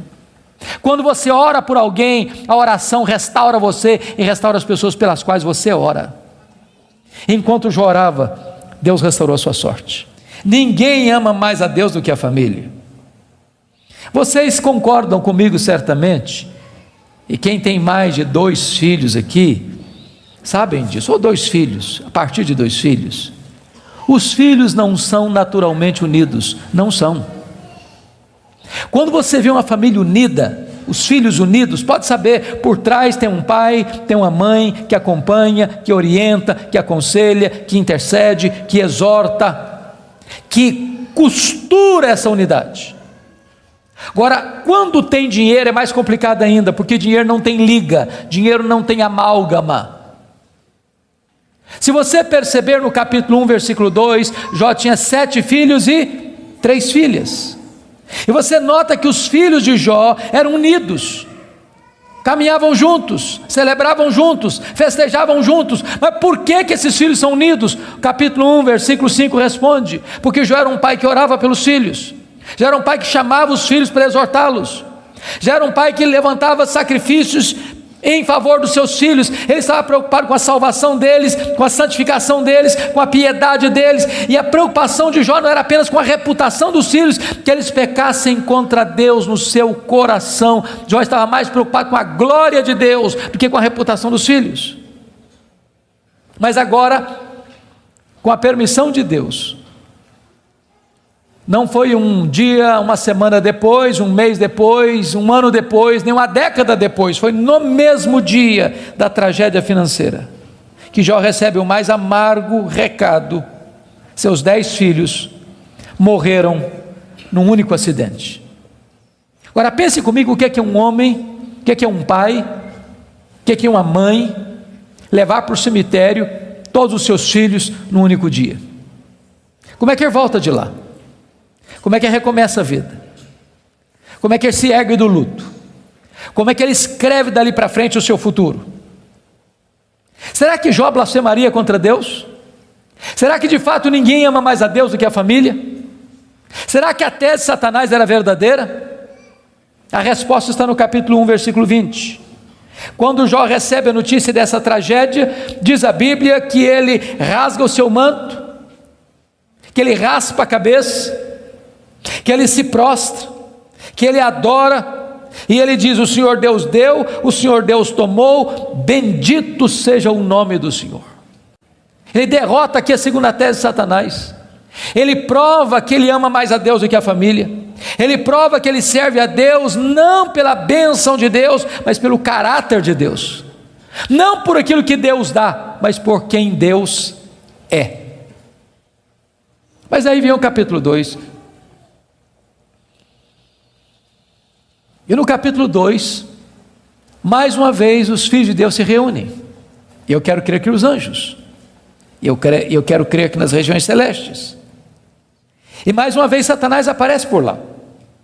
E é curioso que Deus é quem provoca a conversa de novo, perguntando para ele: de onde vens?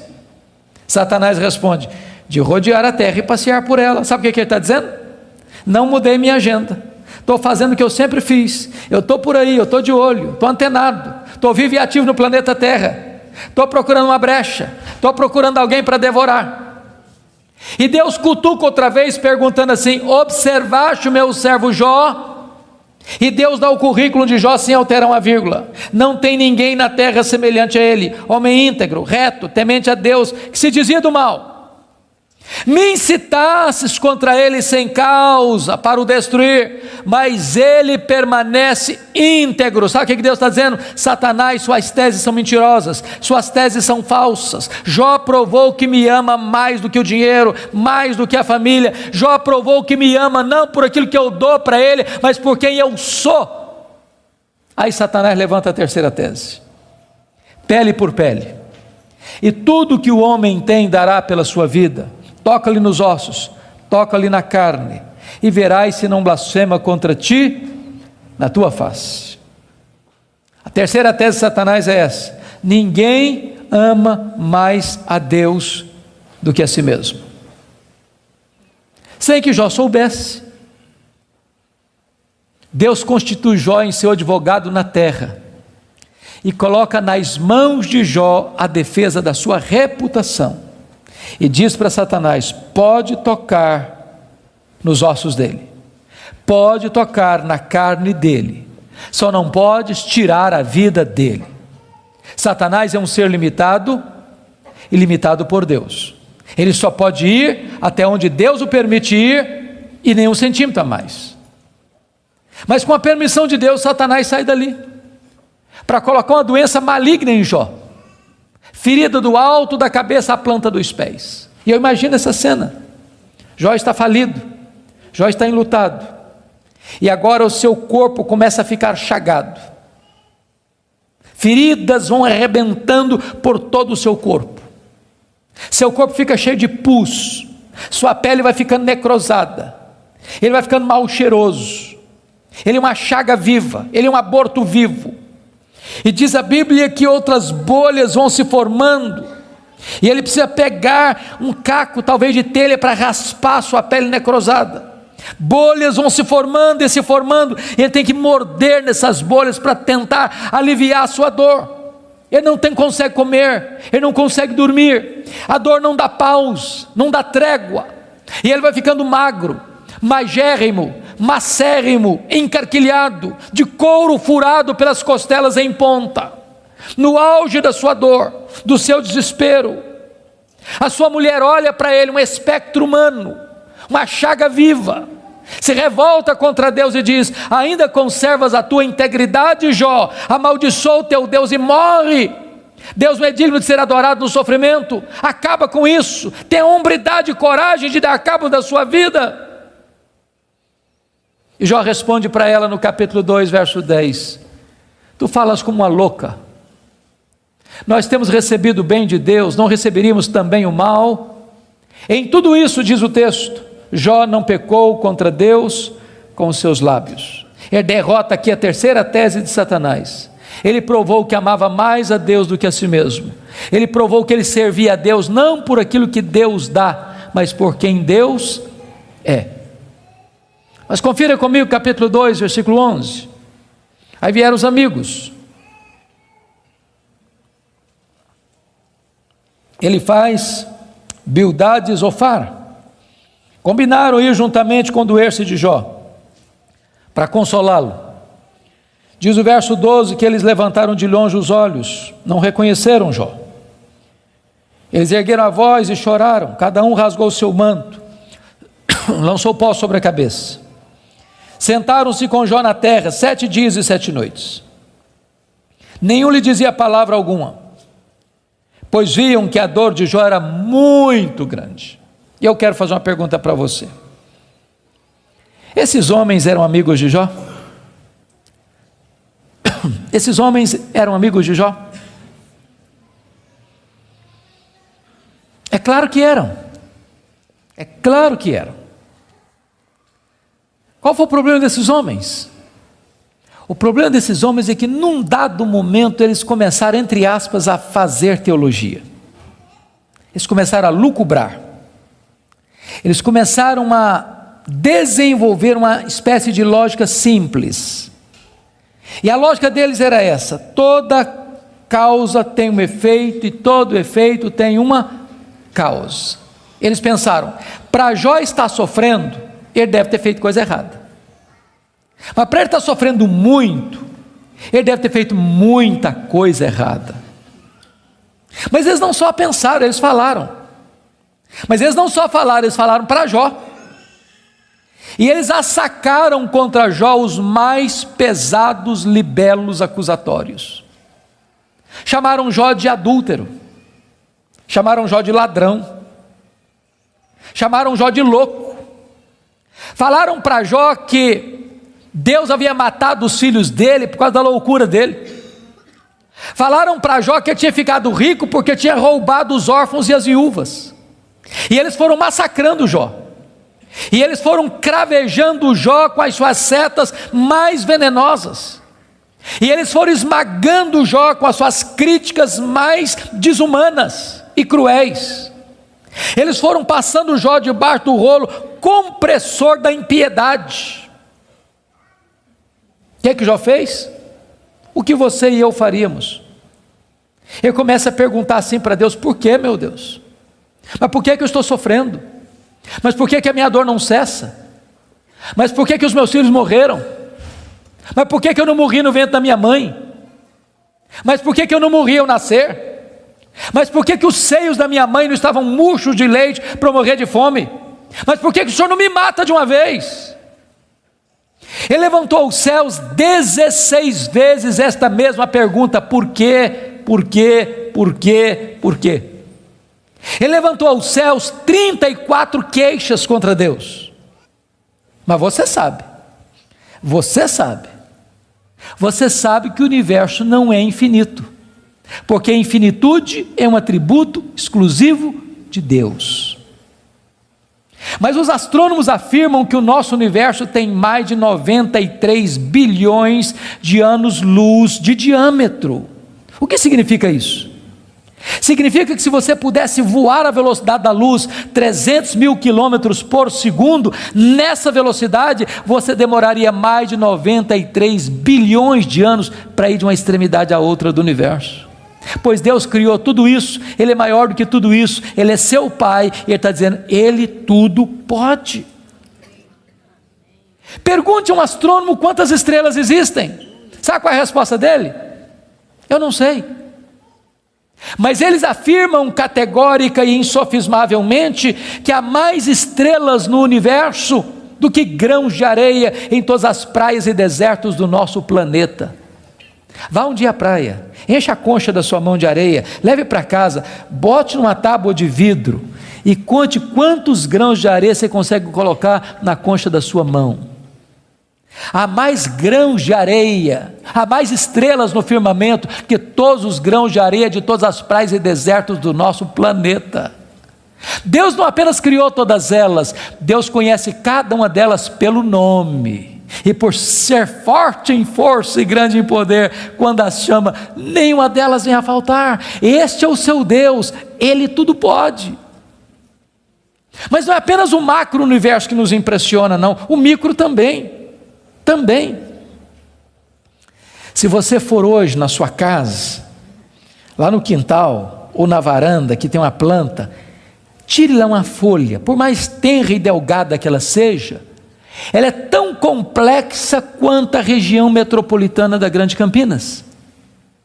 Chegue em casa hoje, vá na geladeira, pega um ovo, quebre numa frigideira.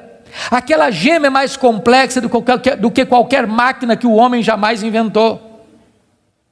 Dr. John Wilson, que é uma das maiores autoridades em oftalmologia no mundo, disse que há em cada um dos nossos olhos em torno de 2 milhões de fios duplos encapados, e se não for assim haveria um curto-circuito e nós ficaríamos cegos. Dr. Marshall Nirenberg, prêmio Nobel de Biologia, fez uma das mais fantásticas descobertas no século passado. Ele descobriu que nós somos um ser programado geneticamente. Ele descobriu que nós somos um ser computadorizadamente, geneticamente. Ele descobriu que você e eu temos em torno de 60 trilhões de células vivas no nosso corpo. Ele descobriu que em cada uma dessas células nós temos 1,70 m de fita DNA, onde estão gravados e computadorizados todos os nossos dados genéticos, a cor dos nossos olhos, a cor da nossa pele, o nosso temperamento. Se você espichar a fita DNA do seu corpo, você tem 102 trilhões de metros de fita DNA, você tem 102 bilhões de quilômetros de fita DNA no seu corpo. Daria para dar diversas voltas no sistema planetário. Dr. Lowy vai dizer que códigos de vida não se originam espontaneamente. Códigos de vida não se originam de uma explosão de milhões, de uma explosão, a mega explosão cósmica. Códigos de vida não se originam de uma evolução de milhões e milhões de anos. Códigos de vida foram plantados em você pelo Deus Todo-Poderoso, Criador dos céus e da terra. Ele tudo pode. Deixa eu ilustrar isso para você. Um pai caminhava pela rua com seu filho de 4 anos. Eu acho que todos vocês concordam comigo que as crianças parece que fizeram um curso de pós-doutorado em perguntas difíceis. Eu não conheço ninguém que faz pergunta mais complicada do que criança. E o menino voltou para o pai e perguntou assim: papai, qual é o tamanho de Deus? E o pai engasgou, porque não tinha uma resposta pronta para um menino de 4 anos. Permaneceu em silêncio, continuou caminhando. Daqui a pouquinho o pai escuta o ronco das turbinas de um avião supersônico lá nas alturas excelsas e diz: filho, olha para cima. O menino olhou: está vendo aquele avião, filho? Estou vendo, papai, estou vendo. Qual é o tamanho daquele avião, filho? Ah, papai, muito pequeno, estava muito longe. O pai pegou o menino pelo braço, levou no aeroporto. Lá tinha um jumbão de mais de 400 passageiros estacionado. O pai chegou bem próximo e disse: filho, está vendo esse avião? Estou, papai, estou vendo. Qual é o tamanho desse avião, meu filho? Ih, papai, mas grande, muito grande. O pai diz: filho, Deus é do mesmo jeito. Quando você está longe de Deus, meu filho, Deus parece pequeno para você, aí seus problemas ficam enormes. Mas quando você está perto de Deus, meu filho, Deus é grande para você, aí os seus problemas ficam pequenos. Agora eu sei que tudo podes. A segunda verdade que mudou a vida de Jó está aí no versículo 2: e nenhum dos teus planos pode ser frustrado.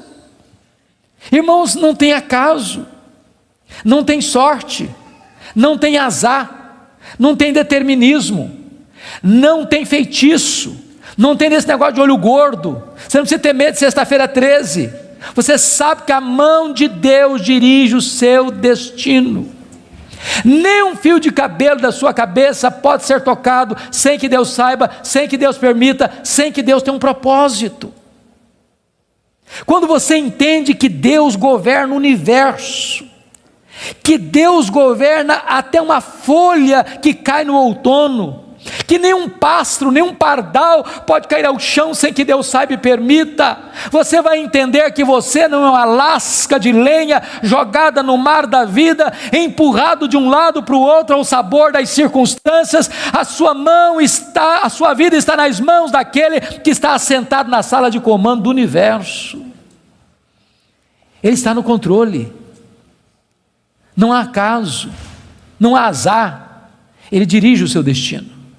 Você pode dizer como Paulo: sabemos que todas as coisas cooperam para o bem daqueles que amam a Deus, daqueles que são chamados segundo o seu propósito.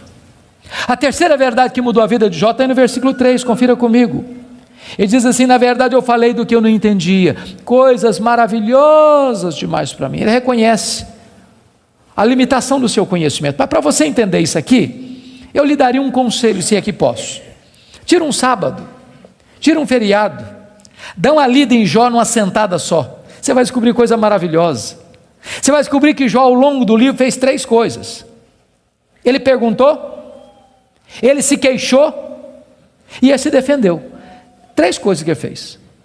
E você sabe disso, quando a gente está machucado, quando a gente está ferido, quando a gente está se sentindo injustiçado, sabe o que a gente faz? A gente fala, se defende, e às vezes quando a gente está sofrido demais, machucado demais, doído demais, a gente fala muita coisa sem entender. Quando Deus despeja a glória dele em cima de Jó, Jó bota a mão na boca e diz: meu Deus, quanta coisa que eu falei sem entender. Sabe o que eu aprendo com isso? Quando você encontrar alguém que parece sabichão demais, que sabe demais, que fica arrotando em cima de você conhecimento demais, você está perto de uma pessoa que sabe quase nada, que quem sabe, sabe que não sabe. Quanto mais você sabe que você não sabe, porque o que você não sabe é muito mais do que o que você sabe. Portanto, quem sabe, não estufa o peito, não fica empavonado. Não dá para ficar na presença do Todo-Poderoso Deus com soberba, com altivez, com arrogância. Jó começa a entender que Deus é Deus e ele é homem. A quarta verdade que mudou a vida de Jó está no versículo 5, confira comigo. Ele reconhece o seu limitado conhecimento de Deus. Ele diz assim: eu te conheci só de ouvir, mas agora os meus olhos te veem. Eu não sei se vocês entram em crise com esse versículo, eu entro. Sabe por que eu entro em crise com esse versículo? Porque eu não consigo conciliar 42:5 com 1:8. Lá no capítulo 1, versículo 8, Deus disse acerca dele: não tem ninguém na terra parecido com ele. Homem íntegro, reto, temente a Deus, que se desvia do mal. Aqui não é bajulação de um amigo rasgador de seda. Quem está falando isso acerca de Jó é Deus. É Deus quem está dizendo que esse cara é o homem mais piedoso da sua geração. E Deus não tem uma opinião a nosso respeito, Deus tem um diagnóstico. Agora, como é que esse homem que Deus diz que é o cara mais piedoso da sua geração, vem me fazer uma confissão dessa? Ah, Deus, eu te conheci só de ouvir, mas agora os meus olhos te veem. Parece contraditório. Mas para explicar isso, deixe-me fazer uma outra pergunta. Você conhece a Deus?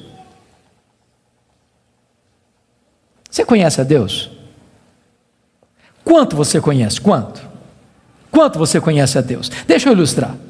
Havia um cidadão que nunca tinha visto o mar. Um dia ele fez uma viagem para o litoral e quando ele viu o mar, ele exclamou de toda a sua alma: irmãos amados, é um privilégio imenso estar com vocês.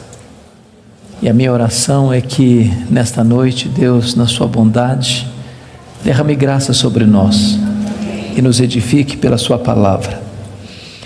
Hoje eu quero conversar com vocês sobre um livro da Bíblia, um livro poético, mas um livro complexo, que tem uma mensagem extremamente oportuna para o meu e para o seu coração. E a minha oração é que a história deste livro, que a história desse personagem, nos encoraje, nos abençoe, nos fortaleça. Por isso eu quero convidar você para abrir sua Bíblia comigo no livro de Jó, no capítulo 1. Jó capítulo 1. Nós vamos ler dos versos 6 a 12. Jó capítulo 1, 6 a 12.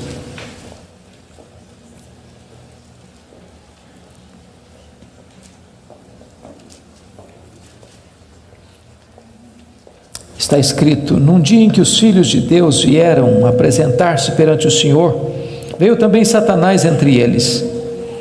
Então perguntou o Senhor a Satanás: de onde vens? Satanás respondeu ao Senhor e disse: de rodear a terra e passear por ela. Perguntou ainda o Senhor a Satanás: observaste o meu servo Jó? Porque ninguém é na terra semelhante a ele, um homem íntegro e reto, temente a Deus e que se desvia do mal. Então respondeu Satanás ao Senhor: porventura Jó debalde ou inutilmente teme a Deus? Acaso não o cercaste com sebe a ele, a sua casa e a tudo quanto tem? A obra de suas mãos abençoaste, os seus bens se multiplicaram na terra. Estende, porém, a tua mão e toca-lhe em tudo quanto tem, e verás se não blasfema contra ti na tua face. Disse o Senhor a Satanás: eis que tudo quanto ele tem está em teu poder, somente contra ele não estendas a tua mão.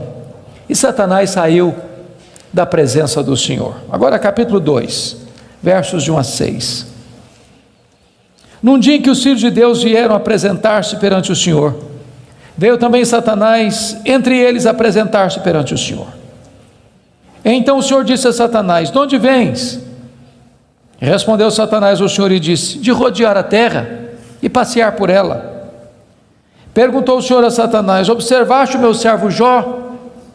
Porque ninguém é na terra semelhante a ele, homem íntegro e reto, temente a Deus e que se desvia do mal. Ele conserva a sua integridade, embora me incitasses contra ele para o consumir sem causa. Então Satanás respondeu ao Senhor: pele por pele, tudo que o homem tem dará pela sua vida. Estende, porém, a tua mão e toca-lhe nos ossos e na carne, e verás se não blasfema contra ti na tua face.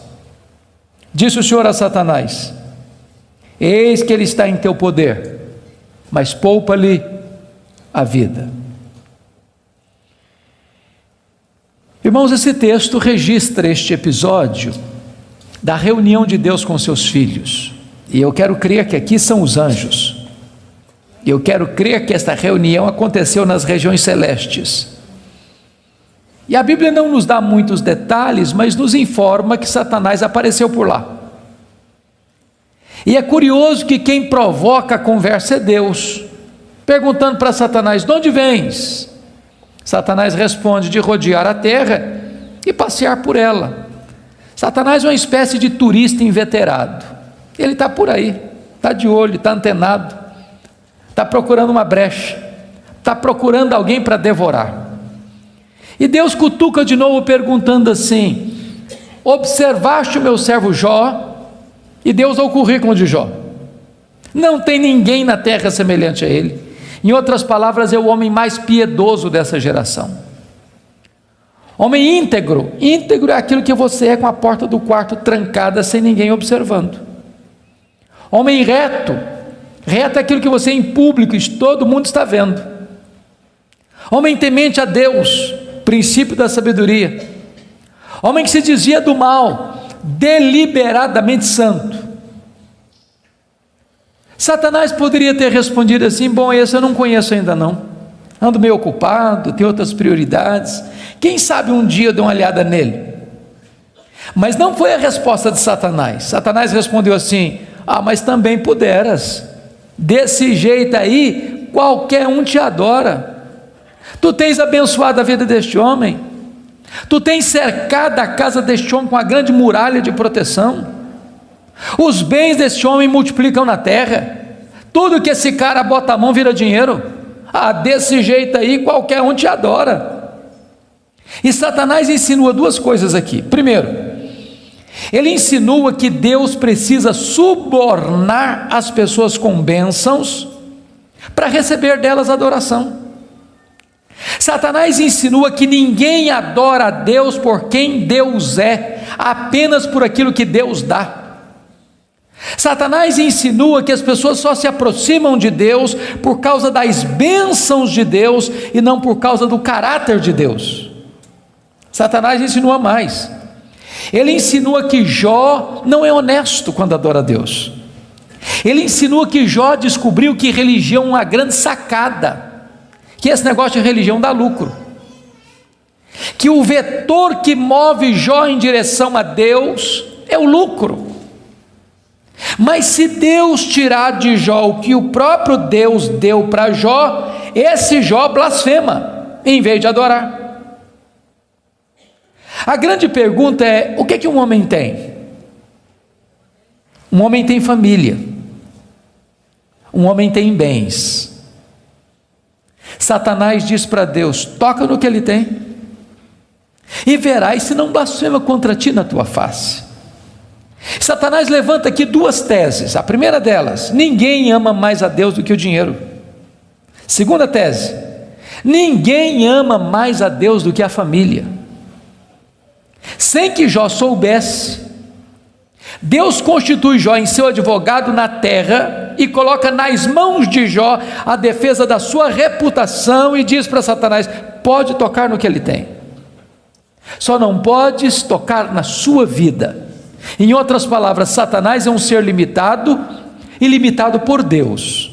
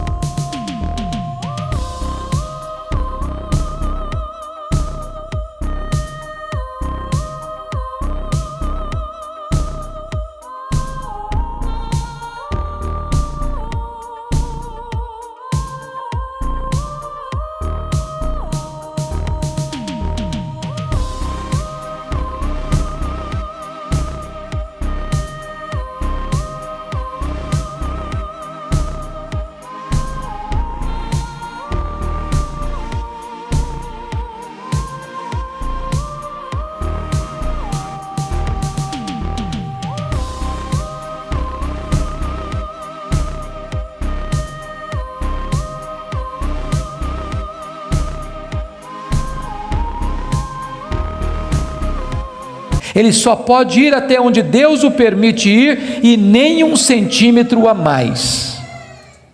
Nas palavras de Martinho Lutero, Satanás é um cachorro na coleira de Deus. Ele só pode ir até onde a coleira o permite ir e nem um centímetro a mais.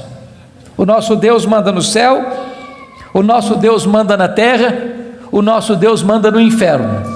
Ele manda nos anjos, ele manda nos homens, ele manda nos demônios. Agora, com a permissão de Deus, obviamente, Satanás sai dali para fazer um verdadeiro terremoto na vida financeira de Jó. Confira comigo, capítulo 1, versículo 3, quão rico era esse homem. Na parte final do verso 3, somos informados de que este homem era o maior de todos os do Oriente. Sabe o que significa isso? Ele era o homem mais rico da sua geração. Já fomos informados que ele era o mais piedoso. Agora somos informados que ele é o mais rico. E aqui cai um mito. O mito de que um homem rico não possa ser piedoso. Não é verdade isso. É possível ser rico e o mais rico, e é possível esse rico ser piedoso e o mais piedoso. O problema não é ter dinheiro, o problema é o dinheiro nos ter. O problema não é ter dinheiro no bolso, o problema é entronizar dinheiro no coração. O problema não é o dinheiro, o problema é o amor do dinheiro. Agora notem vocês que no capítulo 1, versículo 15, 16 e 17, Satanás vai usar 3 elementos para levar Jó à falência: os sabeus, o fogo e os caldeus. E não foi numa semana, num mês, num ano, numa década. Foi num único dia que o homem mais rico da sua geração entra em colapso financeiro, vai à falência. Ora, você e eu conhecemos gente que por muito menos blasfema contra Deus, por muito menos levanta os punhos contra os céus, por muito menos dá um tiro na cabeça. A pergunta é: será que a tese de Satanás era verdadeira? Será que ninguém ama mais a Deus do que o dinheiro? Será que Jó blasfemaria contra Deus? A resposta está no versículo 21 do capítulo 1. Quando Jó recebe a notícia de que ele está falido, ele diz assim: nu saí do ventre da minha mãe, nu eu voltarei. Sabe o que ele está dizendo? Eu não trouxe nada para o mundo, eu não vou levar nada do mundo, portanto o que eu ganhei entre o berço e a sepultura não é a razão da minha vida. Ele derrota a primeira tese de Satanás, ele prova que ele ama mais a Deus que o dinheiro, ele prova que ele serve a Deus, não por aquilo que Deus dá, mas por quem Deus é. Palavra da Verdade, a exposição bíblica com Hernandes Dias Lopes.